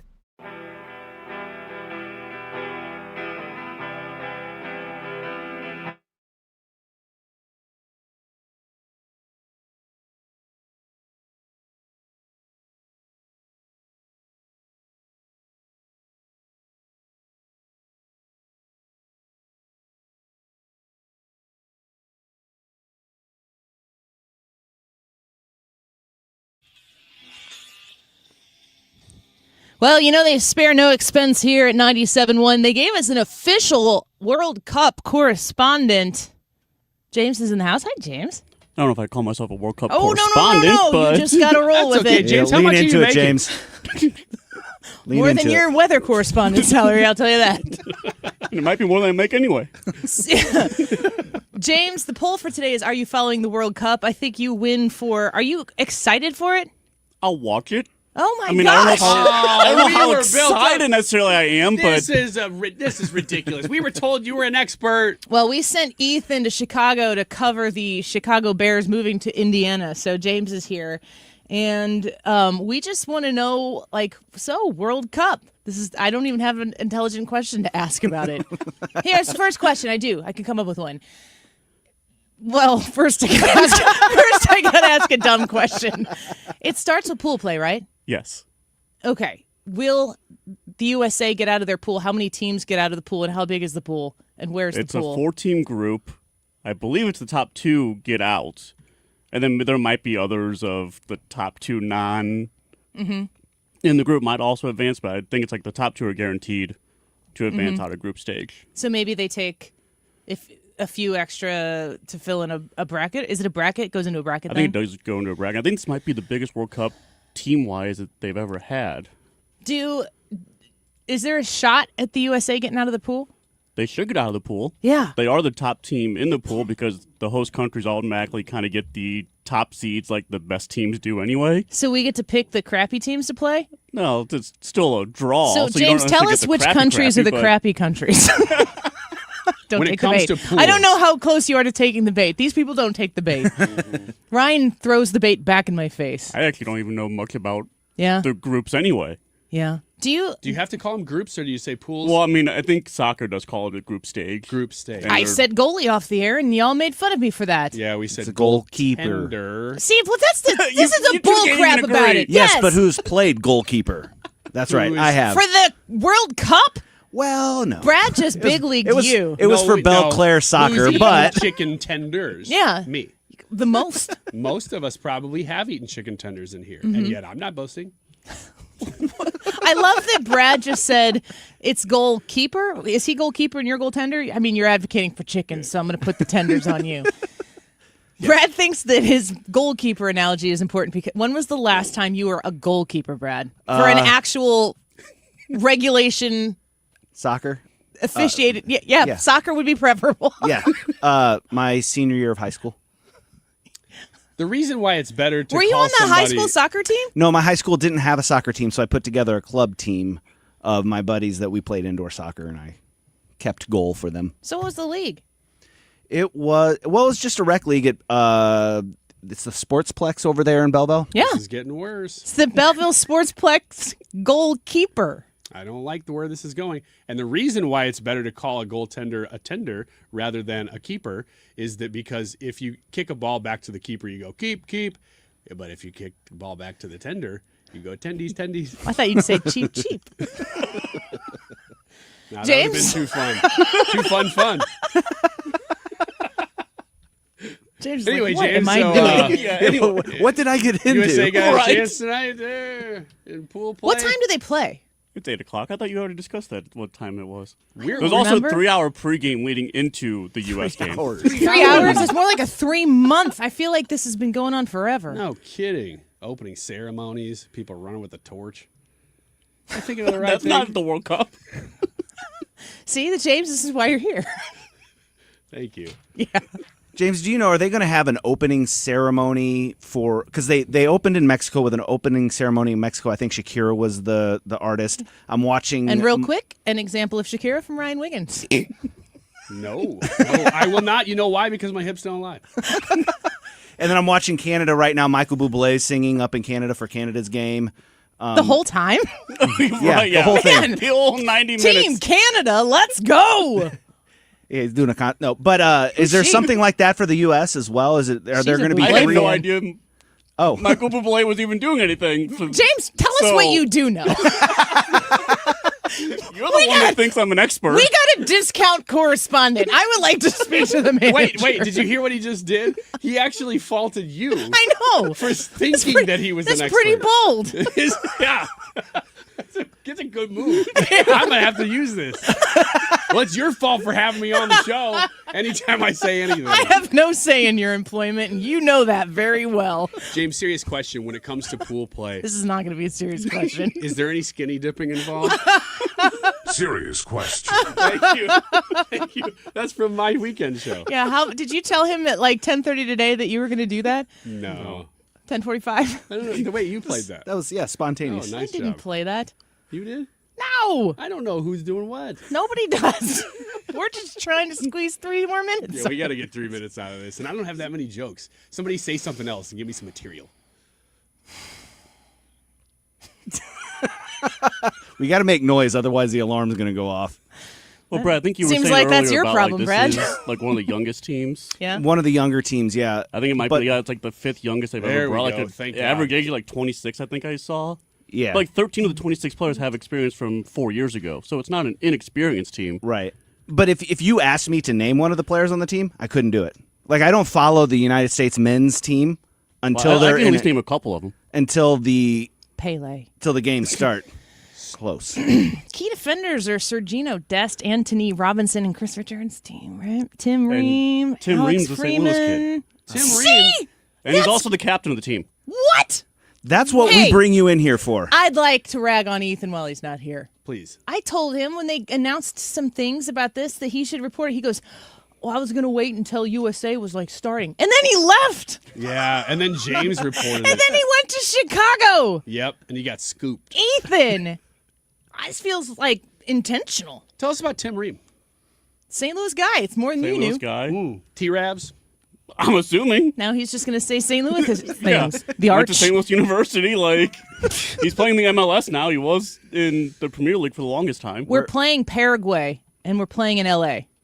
Prime time on home soil. I'm reading from Grok. Going to the text line. Mm-hmm. Says, as someone who played 4 years of high school soccer and 2 years of intramural soccer. Like at the Sportsplex, though, It doesn't say. It would have been high school. it's hard. This is going to be an asterisk until we find out what kind of rec league. He says he played at SIU Carbondale. I really cannot stand watching soccer. My guy. He says, I don't guy. watch St. Louis City FC either, but I will root for USA, but doubt that I watch anything unless they get to the final rounds. I forgot that we had. Okay. Oh man, most people that are commenting here are very. It's okay. This is polarizing because the people who are saying no are a hard no. Yeah. Yeah. And yeah. the people who are yes are very excited about it. But that's the thing, which is why it's hard for me to know what do I got to do with this because I want the United States to do well. And I'm not even suggesting in the poll today while we're asking you if you're following the World Cup, yes, you're excited for it casually or nope. I'm voting casually. I just don't know anything about it. And I would kind of like and enjoy to get wrapped up in it. But I don't know if that's going to happen. So give me reasons to get wrapped up in it. This texter says, oh, wait, we're about out of time. You got time. Regarding soccer, European football. Two things. It's more exciting if you're watching in person / participating at the stadium compared to watching on television. Two, we push a lot of soccer leagues on kids when they're little for sport, but drops off massively as kids get older in the USA compared to foreign countries. We have a lot more sports to choose from and monetize at the adult level. I'd rather watch paint dry than watch soccer on television. Sincerely, the PTSD golf guy from yesterday. Oh, gosh, thanks for being such a loyal fan. Text us 314-241-9797 and vote on YouTube. Back in a minute. Men, if you're suffering from erectile dysfunction or PE, you're not alone. Most importantly, you don't have to live with it. Paramount Men's Medical Center restores men's sex lives in just one visit. Their painless breakthrough treatments eliminate ED and PE, even when Viagra and Cialis don't work. Here's Dr. Simovitz, specialist in men's health. Paramount Men's Medical Center's painless breakthrough treatments eliminate ED and PE, regardless of age or medical history. 98% of patients see instant results right in the office. Men are now lasting longer than they ever imagined. And the best part, at Paramount Men's Medical Center, your consultation and first treatment are free. Qualified patients even get their testosterone checked free. Call 314-887-4333. 314-887-4333. Take control of your sex life. Call now. 314-887-4333. License number GL250000615. Hey, Dad, what causes drains to clog? Grease, hair, soap scum, and tree roots. Tree roots? This town has old pipes and big trees. They find each other. They grow inside pipes? They bust into pipes. Whoa. Once they're in, the water stops flowing. Can we fix it? The big green grasser machine can fix any clog. Green is always grasser at grasserhomeservices.com. Ready for a fresh start? The Excel Center in St. Louis is here to help you earn your high school diploma, tuition-free and on your schedule. With convenient locations in downtown St. Louis and Florissant, you can learn at your pace, with support every step of the way. Need childcare, career coaching, flexible classes? We've got you covered. Registration is now open. Don't wait to take the next step toward your future. Visit excel.mersgoodwill.org to enroll today. This community message has been brought to you by Together Credit Union. Finding great candidates to hire can be like, well, trying to find a needle in a haystack. Sure, you can post your job to some job board, but then all you can do is hope the right person comes along. Which is why you should try ZipRecruiter for free at ZipRecruiter.com/free. ZipRecruiter doesn't depend on candidates finding you. It finds them for you. Its powerful technology identifies people with the right experience and actively invites them to apply to your job. You get qualified candidates fast. So while other companies might deliver a lot of hay, ZipRecruiter finds you what you're looking for.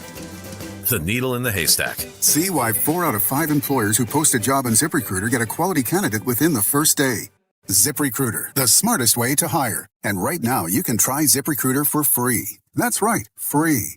At ZipRecruiter.com/free. That's ZipRecruiter.com/free. ZipRecruiter.com/free. ZipRecruiter. KFTK FM Florissant from the Kaufman Townsley St. Louis's Injury Lawyers Studio. Call 314-777-7777. That's 314-777-7777.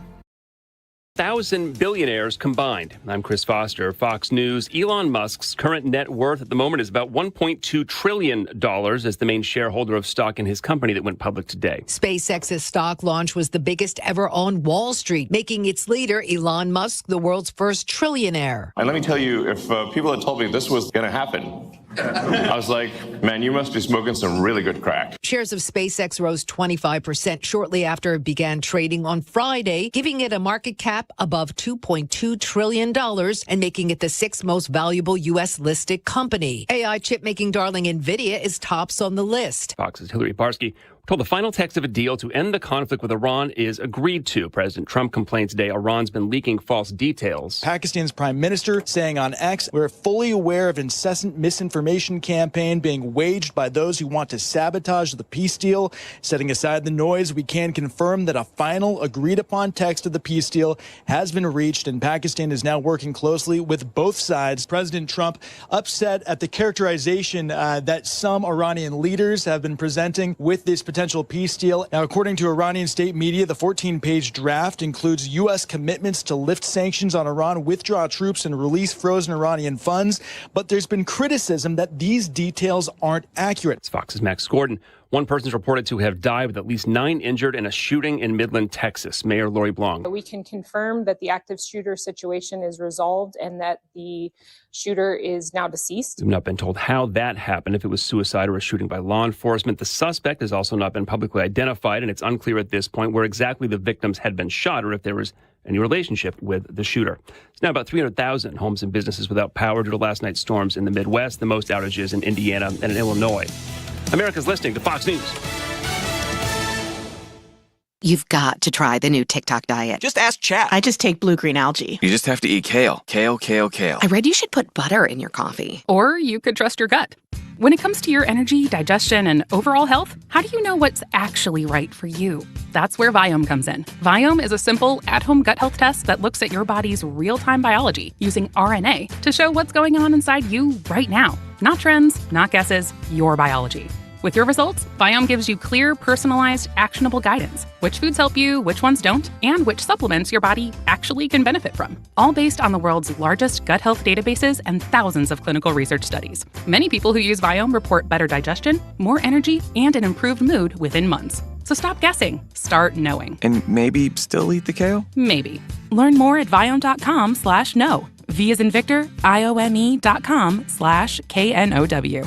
And use coupon code VIOME50 to save $50 off your purchase. And eat everything blue. No. Air Comfort Service, heating, cooling, and insulation. Weather. The temperature seesaw definitely in place with lots of sunshine this afternoon, dropping humidity, and 85 for the high. Tonight, clear skies, upper 70s this evening, 66 for the low. Then Saturday, partly sunny with scattered showers and thunderstorms developing in the afternoon, 86. Unsettled Saturday night, Sunday, partly sunny, strong northwest flow, and 79. This is 97.1 FM Talk. Chief Meteorologist Dave Murray. The Annie Frey Show is sponsored by Air Comfort Service Heating, Cooling, and Insulation. Time to schedule your air conditioner service. Get not just your AC, but your entire HVAC system checked for $19 a month with the Preferred Partner Plan. And be ready for the first heat wave. AirComfortService.com. That is exactly what I needed to hear. They got someone here knows what they're talking about. Left up, left right, gotta love this American ride. You need to take some time to get the full picture. Come on, turn the radio on. It's Saturday and I won't be long. Don't get me wrong, I love the ladies. I mean, they rev my engine, but they don't belong in the newsroom. It is Anchor Man, not Anchor Lady. What do you want from me? I'm not America's sweetheart. Goodness sake, kid, keep your voice down. Your father's listening to the radio. I'm not America's sweetheart. This is the Annie Frey Show. Happy Friday. Welcome back to the Annie Frey Show, our YouTube poll for today. We're taking your texts on this as well at 314-241-9797. Are you following the World Cup? Yes, you're excited for it. Casually, you're following it, or no, you're not following it. You can reach out to us on the text line, or, of course, you can vote in the YouTube poll and leave your comments and thoughts there. We've got a few comments. What happened to that? I'm on the wrong screen. Did you say, what the hell happened to that? I didn't say that on purpose. Oh, okay. I think I stuttered on happened. So my apologies if I used some inadvertent profanity there. Robert said regarding the poll on the YouTube live stream, soccer, NASCAR, WNBA, and NBA, all sports I don't care about. Do you care about any of those? Soccer, NASCAR, WNBA, or NBA? No. Brad? No, NASCAR for sure. Love me some NASCAR. I'm just happy that he called it a sport. Yeah, I'd argue with that. WNBA, I do care about more than any of those other ones, but I don't rearrange my day on it. I do get fever updates. I am interested in that. Have you ever been to a game? No, and I'd love to. We were trying to buy tickets last year, and then Caitlin Clark got hurt because I was thinking, let's just go on a road trip. Let's go watch a Fever game. And she got hurt, and then it was like, I don't want to buy tickets and then she was out for the whole season. So, but I would love to. Maybe I might go to Chicago to see her. Angel Reese is no longer in Chicago, so that's even more appealing. Can't stand her. Billy says, I have loved soccer since 1985, the real game, except for hockey. So Billy's watching. This is kind of where I am right now. Mr. Good says, root for USA, but no desire to watch. I don't know. I actually kind of do have a desire to watch. I'm willing to watch it and give it the opportunity to pull me in. You ever done that with sports where maybe there's a game that everyone's talking about and it's really easy to be emphatically against it and just, kind of decide to stick your foot on the ground, stomp your foot on the ground and then say, I'm not. And then you watch it and you're like, I kind of care. I literally do that with every single international competition. That would be the Olympics. That would be the World Baseball Classic. That would be the World Cup. I always think, we'll see. And then something hooks me, and then I'm usually halfway in at least. I set the story aside, and then my husband sent it to me today, and I love this story so much. Did you see, I guess it would have been outside of Pittsburgh. Paul Skeens, you familiar? Yes.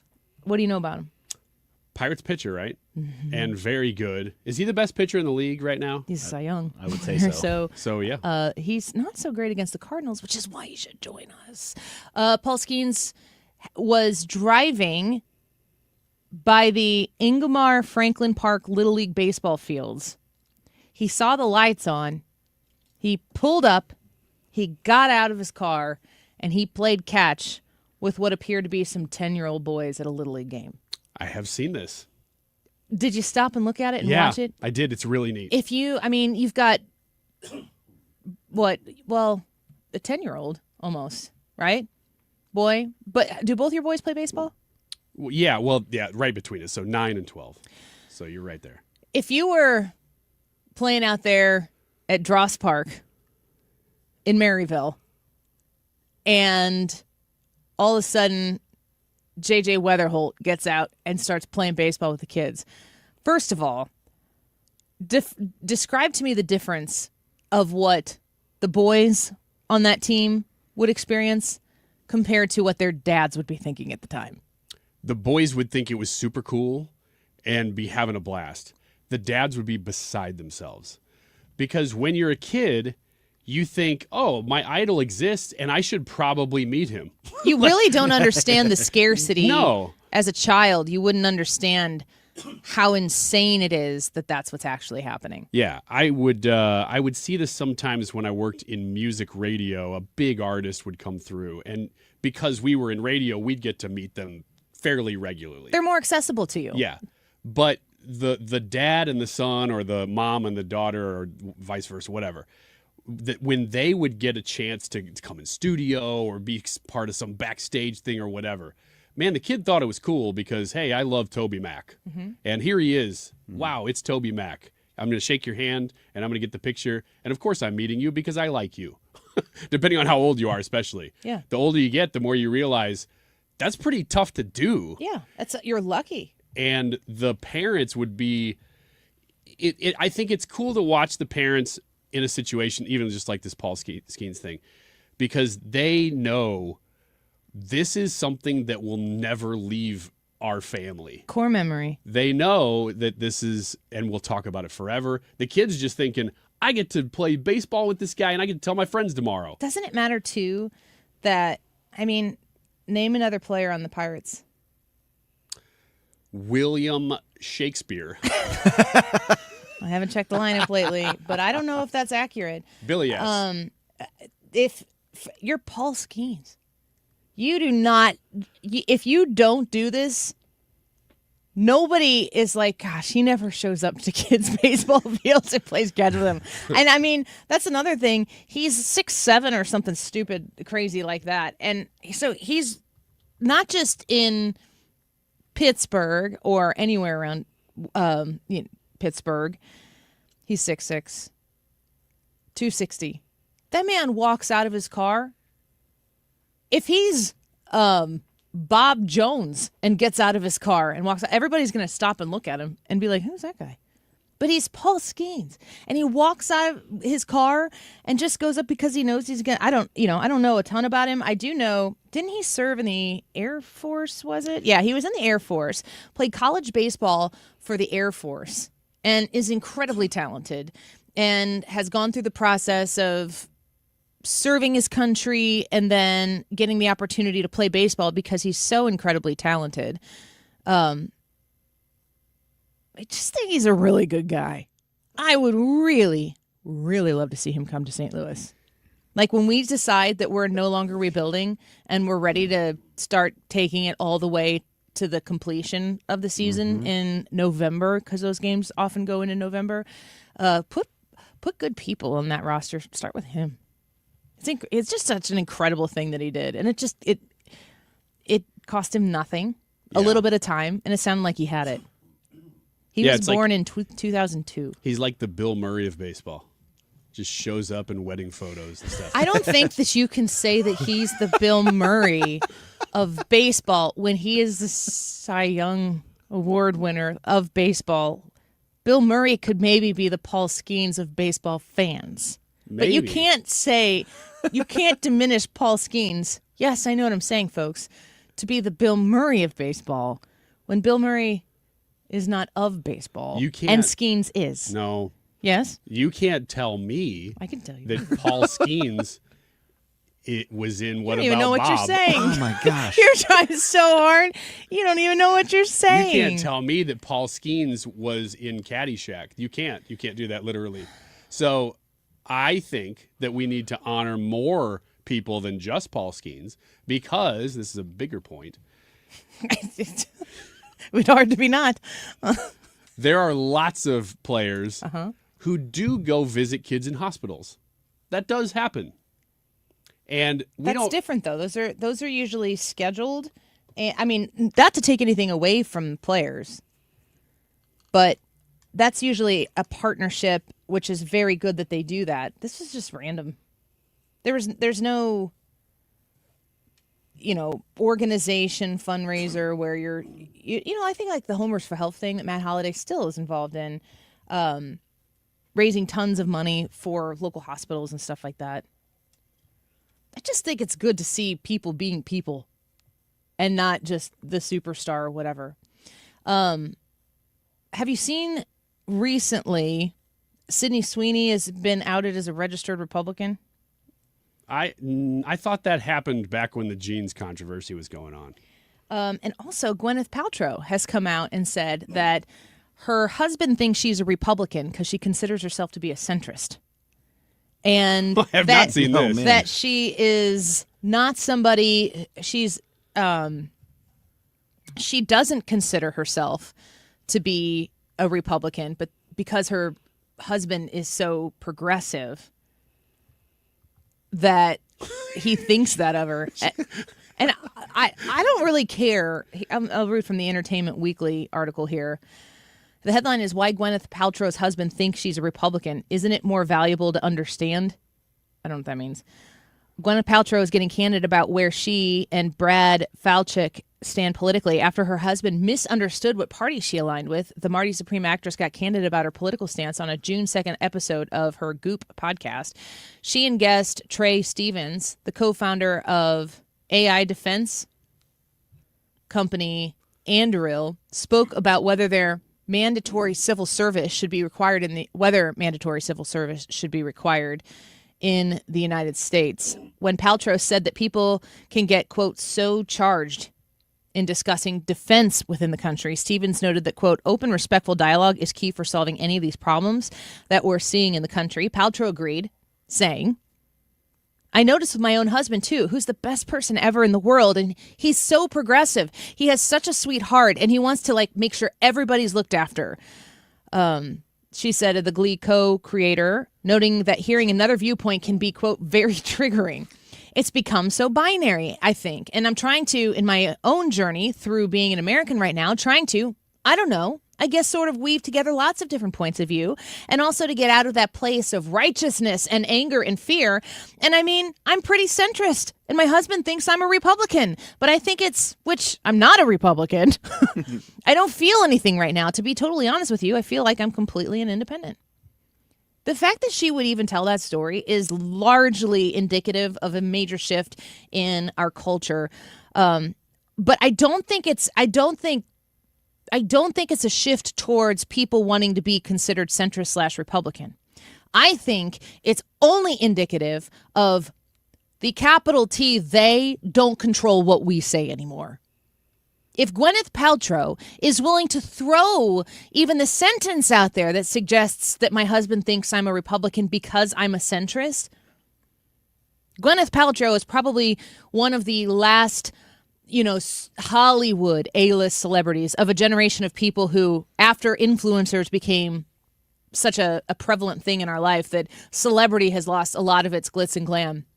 Gwyneth Paltrow is still on the other side of that. And I don't know what her views are on any particular issue, social or fiscal. But just the fact that she'd be willing to speak for herself and identify herself in a way that does go in conflict with the required 15 pieces of flair that the crazies on the left require us to exemplify everywhere we go out all the time to make sure that people know that hate has no home in your heart. For her to say that, I think, is very exciting about a future where maybe we can be independent and have our own thoughts on things. And once again, in true American fashion, that's okay. And if it's not okay with you, the big key factor here is that we don't care. You don't like what I think? I do not care. That's the way it used to be. That's kind of the way Gen X was. I don't know what millennials and Gen Zers or whatever it is. I don't know how it's going to shake out for them, but not living your life to make sure that everybody approves of every position that you have vocally all the time, that's exhausting, and nobody wants to keep up with that. And it looks to me like Gwyneth Paltrow is unafraid. Thank you. You're welcome. I would say her way in, if I had to take a guess, is that she owns a company. Well, I mean, I don't even think it's that. I don't think it's some sort of economic thing that makes her be conservative. I think a lot of these people just are, but they don't say it. Mm-hmm. They don't talk about it. And if they have fiscal positions that make them lean more conservative or more constitutionalist, they just keep it to themselves. So, if you go point by point by point, you ever done that before? You go point by point by point with somebody if you're talking about politics, and you're like, you're conservative. Mm-hmm. And they're disgusted at the suggestion. Mm-hmm. I've done that very thing. Yes. And it's like, what are you doing? We agree on all the important things. When you vote for somebody else on the other side of the aisle, you're voting against all the things you just said you stand for. But they would never want anyone to think that they would be the worst thing they can think of being accused of, which is being a Republican. I had a good buddy who was a punk rocker. You're just going to say he was punk. He's outgrown it now. I don't talk to him a whole lot anymore, but he was a punk dude. He was just like that anti-everything kind of guy. And I went point by point with him one time asking him, do you believe the government should be doing this? Government should be doing this. Government should be doing this. Of course, he was like, no. If he's a punk rocker, then you'd think he'd be like against the man. Everything. And I said, you're a freaking conservative, dude. You don't want the government to intrude on anything. Is that and why he's you like, don't talk anymore? Nope, I'm a liberal. Yeah, like the old-fashioned kind. The old school. Not the version that is like, we would like to control everything, and by the way, you've got enough. You've accomplished enough. Now it's time for you to give instead of make. I don't know. I just thought, do I care about Gwyneth Paltrow's politics? No. Do I care that she's willing to say something that's not absolutely stamped in approval by the crazy woke left? I care very much about that. Anyway, good on Paul Skeens for showing up at a Little League field. That is so cool. I just really thought that was great. We'll take a break right now. The YouTube poll for today, are you following the World Cup? Yes, you're excited for it? Casually or nope? If you go to the Annie Frey YouTube channel, you can vote in the live chat poll. It's in the live chat of today's live broadcast. But you can text us your thoughts at 314-241-9797 and send us your Ask Us Anything questions. We'll be doing next question coming up here next. Anything you want to know from the show, anything you have always wanted to ask, you can text those to 314-241-9797. We'll be right back.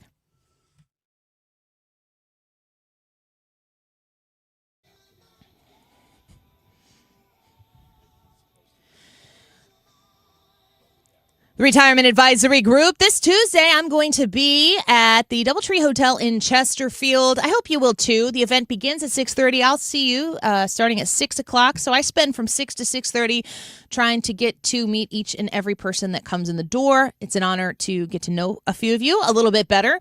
So Tuesday, June 16th, the DoubleTree Hotel in Chesterfield. But do get there by 6:30 because that's when the seminar begins. Bob and Tammy Kershaw want to welcome you to the How to Create a Worry-Free Retirement seminar, and it is free. It costs you nothing.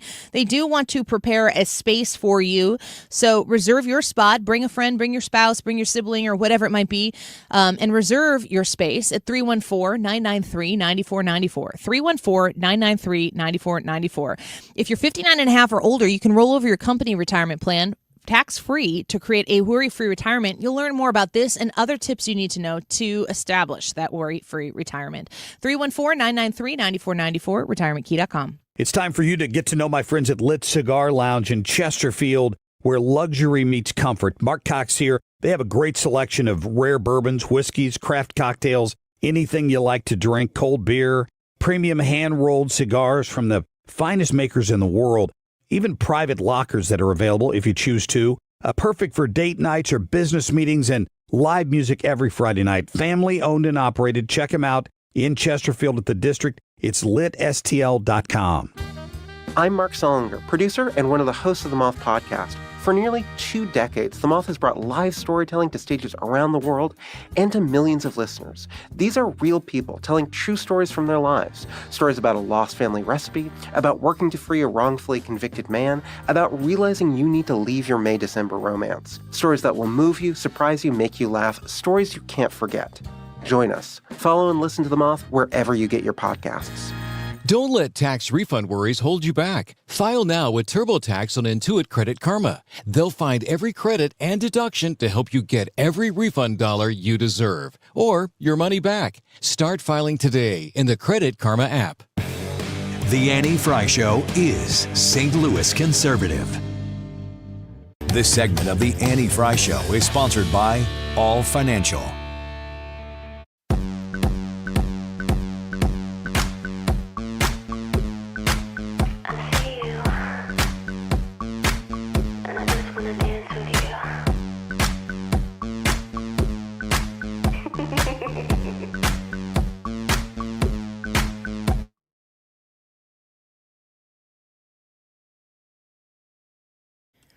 When Jim Carafano was on with us a little bit earlier in the show, we were talking about the back and forth of the potential peace deal that, according to Chief Dude over in Iran, whomever that is or whatever his name is, he said it's never been closer than it is right now. So we hold our breath and we just hope for the best. Maybe by Monday, be wrapped in a pretty bow and we'll be able to move on from the story, and gas prices will plummet and peace will be made and Iran will never be nuclear and cats and dogs will play together. We'll all applaud as if a woman had just walked into the room. That's a joke from yesterday. That feels kind of like a shot. It was. Like even an unnecessary one. Yeah, it was unnecessary. As of that, we are going to take your Ask Us Anything questions here shortly. So please, I got to pull up this Instagram post. Please send them to us at 314-241-9797. We did talk yesterday a little bit about unwritten man rules. Mm-hmm. Did you get some feedback from that, Ryan? Yeah, I got a lot of feedback, especially from the videos that you guys put out yesterday afternoon. Those videos are pretty funny, and had a few people say, oh gosh, I missed that on the show, but that was really, really funny stuff. Regarding one of them, unwritten man rules, we talked about catching a foul ball and obviously giving it to a little kid. I do want to ask you guys, do you think a woman needs to give, if she catches a foul ball, should she give it to a kid? Depends on how close a kid was to catching it. Like, are you going sections over to hand it to a child? I don't think she has while to clearing your throat the whole time so people understand what you're doing. Hello, look at me. I'm Good Samaritan. No, I don't think a woman has to go out of her way. But if there was any sort of child in the area that also could have caught it, she has to give it to him. I have a theory on this. If you catch it athletically, you have to give it away. if you catch it ironically and you jump up and down after you're done like it's the best of your life, you get to keep it. What about if a guy does that? Same. Not Is that one of those? Not my ego that's going to be in Is that trouble. one of those things that make you seem less manly? I think at that point, like I don't know, Brad. You can't win. If you jump up and down after catching a foul ball and you go, I can't believe it, then you have to give that ball just away. jump up and down and throw your arms around the man next to you in a big warm embrace. Hugs all around, everybody. Absolutely give it to the nearest little one. Baseball fan for life, Keith said on the Facebook page on that post. Thomas said, I'm keeping the foul ball. And What's up with you, Thomas? Is there ever, if a kid is in your section, is it ever okay to keep that foul ball? It's the World Series, and I don't know Shohei Ohtani hits that ball to you, and you catch Shohei Ohtani's foul ball in inning 10 of the World Series in Game 7. Okay, I'm keeping that ball. Okay, Say if the ball's worth money. Yeah, if you're changing the rules a little bit here. If I catch a foul ball from a player I've never heard of, that ball is going to any kid around me. If I catch Mark McGwire home run ball number 70, I may have to reconsider that position. Because, yeah, if it's worth something, then you do probably Did we only say have an obligation. The conversation was foul ball, though. It was just foul ball. Or even a home run for that matter. If it's a ball that isn't Does the home run make a difference? No, I don't think so. I don't think Just in highly consequential or potentially rookie's first at bat hits a home run and they're going to want that ball. Then it matters. I'm saying to the usher, hey, I want to meet this rookie. Yeah. I mean, I'm probably not doing it if I'm not with my children. Well, if I'm with my children, I'm giving it to my kids. So I guess that doesn't even matter. Yeah. Yeah, I guess your kids would be kids. You can always just give it to your own kid and say, hey, later, you know where this They is. sure act like it. It's ended up in my pocket of my hoodie. Any negative reaction to anything that we said yesterday? Not really. I mean, not anything from real people, maybe from trolls. Real people. But no. Okay. Well, let's get to it. If you've got questions for us, when we come back, we're going to go into next question. It's our Ask Me Anything segment. You can text us at 314-241-9797. Just type at the beginning of your text, all caps AMA. That will just highlight it for Ryan and make it easier for him to fish out of the text that we get. You got one you want to tee up for us as we go to the break from a listener? What do we got? Think about this. This is from the text line. What do you think is more powerful, good parenting or progressive media brainwashing? Oh, okay. We'll discuss that first when we come back. Also, throw your name in there if you want us to shout you out. We'd be happy to. 314-241-9797. Flood us with your questions. Back in a minute. When it comes to hiring a contractor, you need somebody you can trust. It's Mark Cox, and I want to tell you about my friend Curtis Carell of the Carell Roofing Company. Curtis fixed my roof. It was after a major hailstorm. He came the same day, got up, inspected it, and from start to finish, from having the adjuster out, pointing out what he thought was wrong, all the way until it was done. It was a fantastic experience. And that's not just my experience. I have coworkers here at the radio station who've also used Carell Roofing Company, and a lot of my listeners have taken my advice, and I thank you for that. Curtis goes the extra mile. He just sent his crews out to Kansas City. They got additional training on working with insurance adjusters, making them more likely to get approval on your case. If you've been denied, call Carell Roofing Company and get Curtis on the case. He's going to do a good job for you. More than 20 years of experience in the roofing industry, and you can take that to the bank. Call him at 314-222-9529 or CarellRoofingCo.com. Walker, celebrate Black Heritage Day, presented by your quality Ford dealers on Sunday, June 28th at Busch Stadium. This special culture and community event honors the impact, history, and legacy of the Black community in baseball and beyond. With a special themed ticket, you'll receive an exclusive Cardinals jersey designed signed by Corey Rogers. And don't miss a special heritage celebration in Budweiser Terrace before the game. Details and tickets at cardinals.com/theme. Just hearing the word IRS can make people break out in a cold sweat. No one wants to deal with the IRS, and now you don't have to. The good news is Legal Tax Defense has been successfully negotiating with the IRS for more than 15 years. It doesn't matter how much you owe, whether it's $5,000 or $5 million. You deserve the best in the business on your side, and that is Legal Tax Defense. Even if you're working with someone else and just want a second opinion, there is no cost or obligation to call. They can prevent levies, liens, wage garnishments, even file back tax returns. And the best news about Legal Tax Defense is they won't take your case unless they know they will reduce or eliminate your tax debt. Call Legal Tax Defense right now for a free no-risk consultation. 800-284-1238. 800-284-1238. You have nothing to lose but everything to gain. 800-284-1238. It's Ask Me Anything time, so if you have any questions that you'd like to ask the team here, any individual or the whole team, let us know by texting 314-241-9797.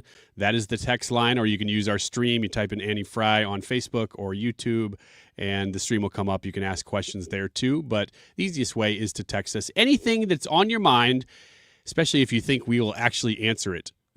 314-241-9797. It is 2:32. This time check is sponsored by Jerry Kelly Heating, Air Conditioning, Electrical, and Plumbing. It's time for a $98 AC tune-up. Happy birthday, America, in 2026. Get used to hearing the word semi-quincentennial on 97.1 FM Talk, St. Louis Conservative.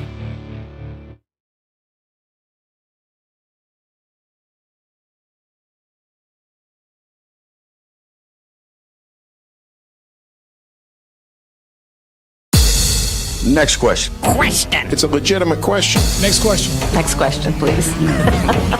Next question on the Annie Frey Show. From the text line 314-241-9797. Ryan? What do you think is more powerful, good parenting or progressive media brainwashing? What do you think? It is clearly 100% good parenting, although you have to be deliberate now and tell your kids what to watch for, what the world's trying to do, and do it consistently and live it. Brad? Yeah, it's good parenting. Train up your child in the way he should go, and he won't depart from it. If you train up your child, if you are a good parent, progressive ideology, liberal indoctrination, all of that stuff is powerless against it. I'm going to push back against that a little bit because I talk to parents quite a lot who did all of that and then college still got them. So I wouldn't want to say that if you do all of that, that's not going to happen and then therefore you were a bad parent. I think that good parenting wins more often than how was the phrase there? Progressive media brainwashing. I think that the progressive education system is the scary thing that can really combat against good parenting. But this is a real struggle with families who send their kids to school. You spend a lot of money on it. You've brought them up in the church or in your faith, and you've cared for them, and they go to college, and it just goes a totally different direction than how you raise them. I don't know which one is more powerful. I know the power of prayer is more powerful than anything else. So, I mean, as long as the soul is intact, I think that that's what actually matters. I think it's important. I'm learning this on the job at this time to not teach my children what they think, but more so teach them how to think so that they can be discerning in whatever sort of information they're being fed. But I really wouldn't want... I know I'm going to get text messages from people right now that are like, we did everything we possibly could, and our kids are like, they don't even recognize them anymore, and that doesn't make you a bad parent, and it is a fear that I have, because like how much of parenting is you're really just guessing and checking over and over and over again, and you just hope that you have more wins than you have losses. But it's a struggle. That's a good question from the text line. Brad, you got another question? Yeah, so today is the anniversary of the Blues winning the Stanley Cup. In 2019, they won the Stanley Cup. This was Game 7. And that got me thinking, because that was such a great moment. What is on your Mount Rushmore of St. Louis sports moments? What about yours? So my 4 are, first one I picked out because of that got me thinking, was the Blues winning the Stanley Cup. I have Game 6 on there. We will see you tomorrow night. The tackle when the Rams won the Super Bowl. And then the 4th one was always hard for me, but this had such an impact on me because I was, in high school at the time and really big baseball fan. Mark McGwire hitting his 62nd home run and that whole summer of McGwire versus Sosa, I think that saved baseball. So those are my 4. Man, it's hard to argue with any of those. Yeah, I don't know that I would. I'm trying to think of anything that I would add. Jack Buck calling the famous Ozzie Smith home run. I remember that when I was pretty little. I mean, I was really little, but I do remember it. Go crazy. And then I think because it's been played 1,000 times is probably why I remember it. But I can't think of anything that would be bigger than those moments. I think Rick says Rams winning Super Bowl, Cardinals Game 6, Blues win Stanley Cup. I mean, those are all championship moments. I don't know. The whole 2011 World Series or playoffs were just bonkers fun. And it was really interesting being a team that had maybe one of, if not the best World Series championship March 11-11 in the franchise's history. And it was kind of an unassuming team. It kind of felt like through injuries and stuff like that, even getting into the playoffs, I think wasn't that when Milwaukee had just a glorious collapse. Milwaukee had to collapse in epic fashion in order for us to also win out, basically. And both things happened. And then it just, Game 5, just over and over and over again. But I don't know. I don't know that I would have anything that would top that. You got another question from the text line? Question from the text line. If your spouses were going to take a position at 97.1, what would they do here?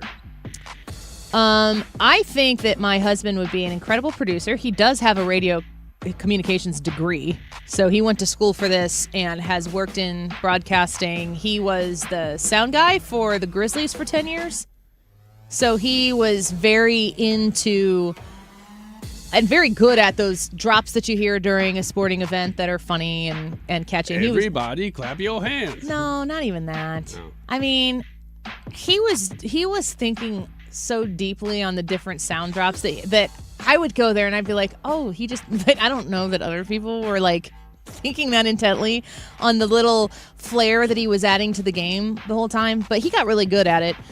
So I think he'd be a great producer. I don't think he could be my producer. And my husband. Pick one. Pick your favorite. Which one do you want to be, Jared?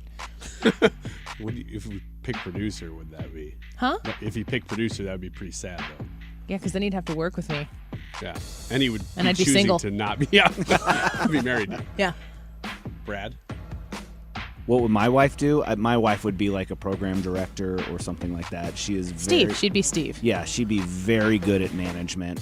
She does that. She's a teacher, but she's also the department chair at her school, and so that means she manages the math department. Once she understood how radio worked, she'd be very good at organizing that and making whatever group was underneath her a success. I would say my wife, Katie, would do what I do. No. Talent. I do say talent. No, entertainer. She would be an entertainer in much the same way I am. No, like entertaining.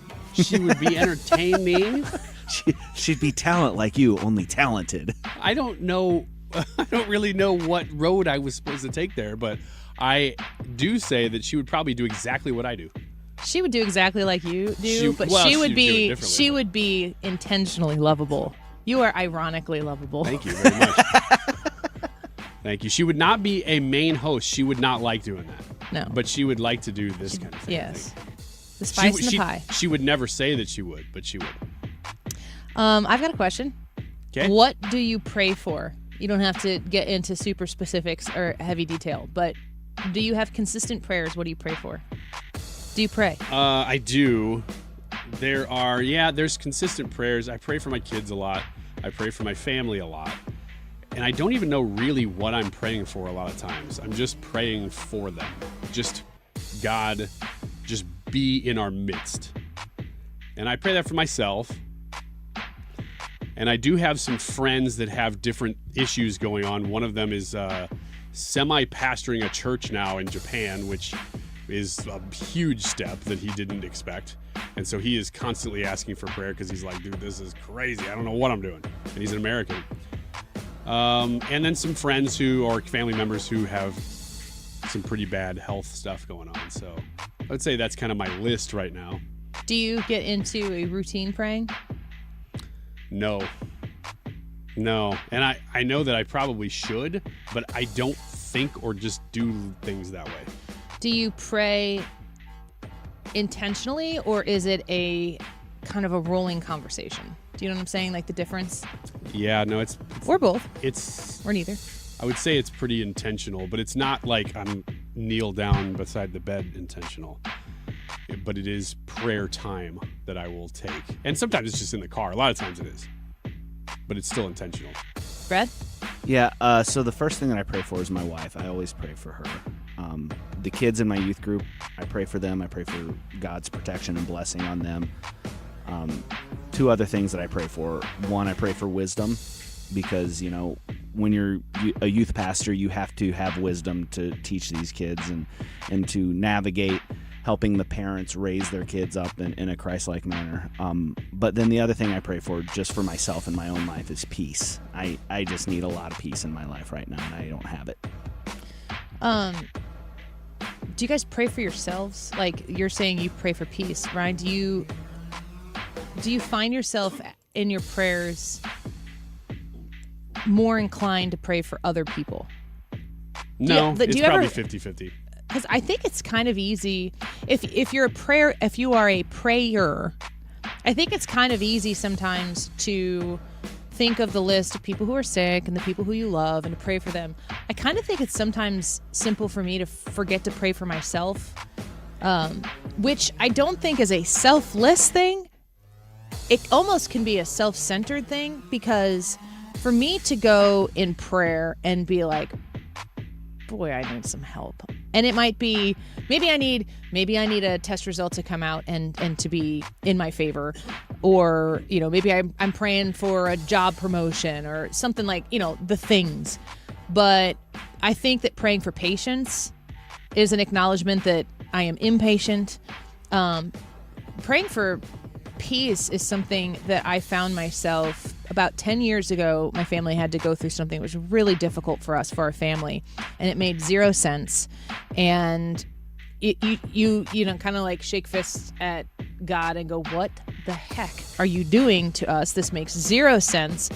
And I reflect on it now because I prayed for God to employ all of my solutions, and none of them happened at all. In fact, it felt like I was being mocked by the way things were not going my way. And when the opportunity presented itself, fork in the road, Annie's like, we got to go right. It's a hard and accelerated turn left. And I'm going, what in the heck? And my prayer for peace, when I essentially gave up, which maybe biblically would be referring to as surrendering, but I gave up and I'm like, okay, fine, whatever you want. I don't get it. I don't agree with it. I'm not going to ask you for anything anymore because you clearly aren't interested in doing this my way. Can you please just rest my heart on this? Can you please just make me stop trying to fix this my way, because clearly that's not the way this is going to go.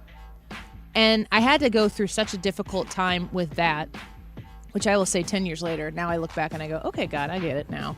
Thanks for humbling me. I see your way in this at this point. That lesson of having to go through it's such an incredibly painful, just at my very core, in my soul, painful experience has taught me later on to just go, well, this doesn't make any sense, but God's in charge. I know that. I've learned it in much more difficult situations than that. Why would God not be cradling me in the palm of his hand right now? It has given me, like when when God brought me to my knees, like I think of myself being in the depths of despair with absolutely nothing else at my reach. Like I have that visual in my mind, and it's like God had to take every single thing away from me so that I could see all I actually needed was God's grace and peace. So after having been at that point in my life 10 years ago, it has truly given me a peace that the phrase is a peace that passes all understanding. It like doesn't make it. I have no human comprehension as to why I would be okay with certain things, but that peace is like at the core of my life and the way I lead it and the way I rely on it, to the extent that like crap stuff still happens, but I am so much closer to going, well, I'm not in charge. This is not on me. So I guess I'm not going to worry to the extent that I did before.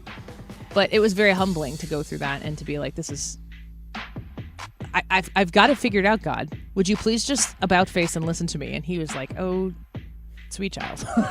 That's cute. The other things I pray for, I had a pastor recently who was like, if you want something, pray for it. God has the discernment and the wisdom to determine it, but if you want it, ask for it and be specific about the things that you ask for. And I realized that I kind of was super vague in my prayers. You know, it's like sometimes the prayers almost feel like you're trying to win a beauty pageant where you're like praying for world peace and universal health and all of that type of stuff. Mm-hmm. That if you're out there and you're struggling, or if you're not struggling, pray for the specific thing that you want and pray without ceasing on it. And, you know, maybe it happens, maybe it doesn't, but God wants you to come to him and ask and seek and find and all of that type of stuff. So, all right. We'll take more of your questions when we come back. 314-241-9797. 314-241-9797. We'll wrap up the show with the results of today's YouTube poll. Are you following the World Cup? Yes, you're excited for it. Casually, or nope. Those poll results in about 10 minutes from right now. And your questions at 314-241-9797 in just a minute.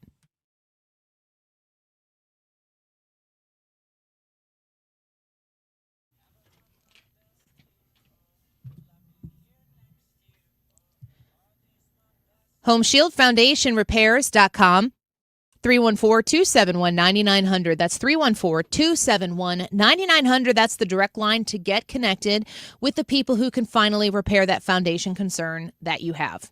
If you reach out to Matt Hayes at Home Shield Foundation Repair, you can talk to them about the wet basement you're experiencing that has gotten worse over the course of time. Spring is fully set in, and you know those rains aren't going to stop, so you want to get ahead of this before it gets worse. Call Home Shield Foundation Repair to talk to them about waterproofing your basement. Also talk to them about the peering services that they offer. If you have settling in your foundation and it's evident in maybe a crack in the wall or other areas where you've noticed this, you have to get ahead of this before the settling gets much worse. Home Shield Foundation Repair can help you with exactly that. Even smaller situations where you have uneven concrete at your home on walkways and pathways, it's a safety hazard. Home Shield Foundation Repair can provide you a solution for that as well. 314-271-9900, HomeshieldFoundationRepairs.com. 97.1 FM Talk in action. It's Mark Cox. Our friends at the USO Missouri are looking for volunteers. From Lambert Airport to Fort Leonard Wood, volunteers help provide comfort and support to those serving our country. Learn more at missouri.uso.org. City SC's Summer of Soccer, presented by Purina, kicks off on Friday, June 12th with the biggest soccer celebration in St. Louis. This festival-style watch party on Lou Fuse Plaza at Energizer Park is free for all and open to the public. Show up at 5 p.m. for live music, local food and drink, giveaways, special appearances, and a live viewing of USA vs. Paraguay on 5 massive screens. Learn more at summerofsoccerstl.com. Diabetes, high blood pressure, anxiety meds, everyone's on them. If you're a 50-year-old male, maybe a bit porky, and you may even have type 2 diabetes, $1 million of term insurance may only cost you about $200 a month. Call Term Provider. Speak with Big Lou at 800-777-1979. Big Lou will find a term life policy for you even if you have type 2 diabetes, are overweight, or have high blood pressure. Term Provider has helped thousands of people like you who think they can't afford term life insurance. To buy buy $1 million of affordable term life for you, all you need to do is call Big Lou at 800-777-1979. Lou will make sure the scales are tipped in your favor. Call 800-777-1979. Big Lou will answer your call and work to fit you into a term life policy that you can afford. Remember, Big Lou's like you. He's on meds, too. Call 800-777-1979. 800-777-1979. Gentlemen, Mark Cox here. When's the last time you actually felt like yourself? Victory Men's Health specializes in hormone optimization, sexual health, weight loss, and longevity. It's built for everyday men who just want to feel better and perform their best. They already have offices in Town and Country, Sunset Hills, O'Fallon, Missouri, and O'Fallon, Illinois. They're about to open a new location in Glen Carbon very soon. It's a higher standard of care just waiting for you. Learn more at victorymenshealth.com. This is the Annie Frey Show on 97.1 FM Talk, St. Louis Conservative.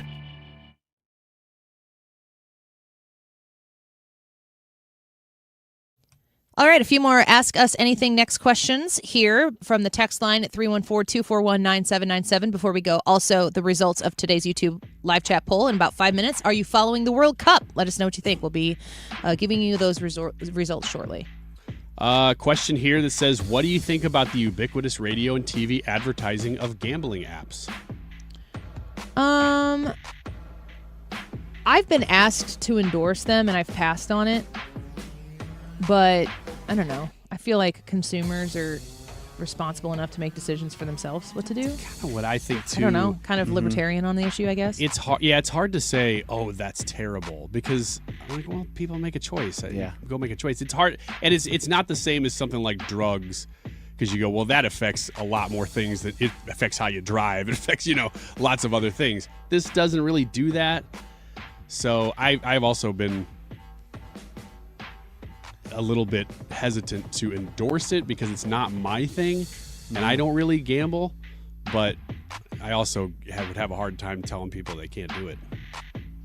Next question. Oh, you have? Yeah, next one.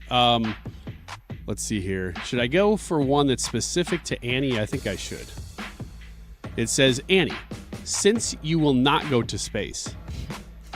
All right, I'm with you. If possible, would you take a craft to the bottom of the ocean? Hell no. I'd rather be in space. Oh my gosh. What is that? It's not agoraphobia.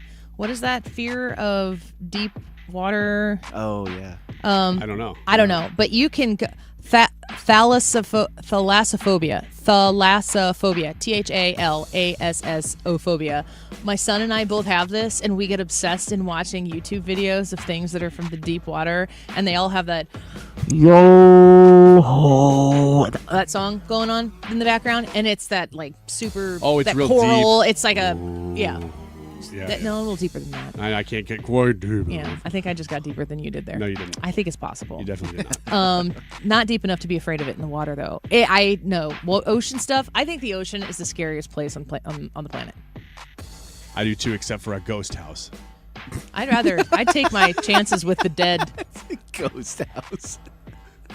An intense, persistent fear of vast, deep, or endless bodies of water like ocean, seas, and deep lakes. Man. Seriously, when you're bored, and you won't be bored for long, folks, put in YouTube thalassophobia, if I'm saying that right. THALASSophobia.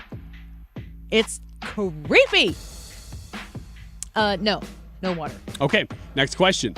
Do you think progressive politicians believe what they sell, or do they just need you to believe it? I think actually the politicians oftentimes do believe it, but they're being manipulated by very wealthy, powerful manipulators. I think the farther left they are, the more they believe it. Yeah, it's the only thing that makes sense. And the ones who are kind of in the middle, they don't really believe it. I think it's an age thing, too. I think if you looked at, like, your Chuck Schumers, they don't buy it, but they see that as a method to power. If you look at your AOCs, the newer generation, they are true believers. Megalohydrothalassophobia is a fear of large underwater creatures or objects, which is maybe more specific to what I'm afraid of. Huh. Ooh, we're so close. Yeah, we are. I'll ask you guys a question. Are you following the World Cup, Brad? Yeah, I'm following it. I'm actually I'm actually excited for it now. Between the start of the show and now, I've gotten more excited. That's amazing. I don't agree. even know how scientifically that's possible. Even finding out that the USA plays tonight, I'm like, oh, I'm actually getting excited for it. So you're feeling it. So I'm a yes. You're excited for it. I'm getting there. Well, you said at the start of the show you were the line between casually and nope. Well, because everything so far has been stupid and boring, and I don't care. But once the USA starts playing, it gets fun. Well, we got 200 votes once again. And 9% agree with you guys. What? 9% are excited for the World Cup. All right. That's what the texters are saying, too, is that there's not many that are real excited, but a lot that are not. 22% are casually, so you've got about just short of a third of our listeners are excited or casually into it. 69% say nope. So maybe after tonight, we'll see what the USA does. Maybe that'll change. Thanks for listening. Keep it here for The Mark Reardon Show next. Time now for today's Spotlight on Money, sponsored by Ethos. Do you know your freedom number? Saving up a certain nest egg that allows you to accomplish a different set of goals. Financial planner Michael Bogardus in Shelton, Connecticut, says the freedom number is the amount you need to live without a full-time job. The main thing is understanding what your lifestyle requires from an income perspective. Once you calculate that freedom number, working towards it can be a long-term financial goal. I'm Rob Hart. My name is Whitney Allen, and I'm a widow. My husband, Ryan, died. We never thought we'd ever have to use life insurance, but the unexpected happened. With Ethos, signing up was fast and 100% online. You can get a quote in seconds.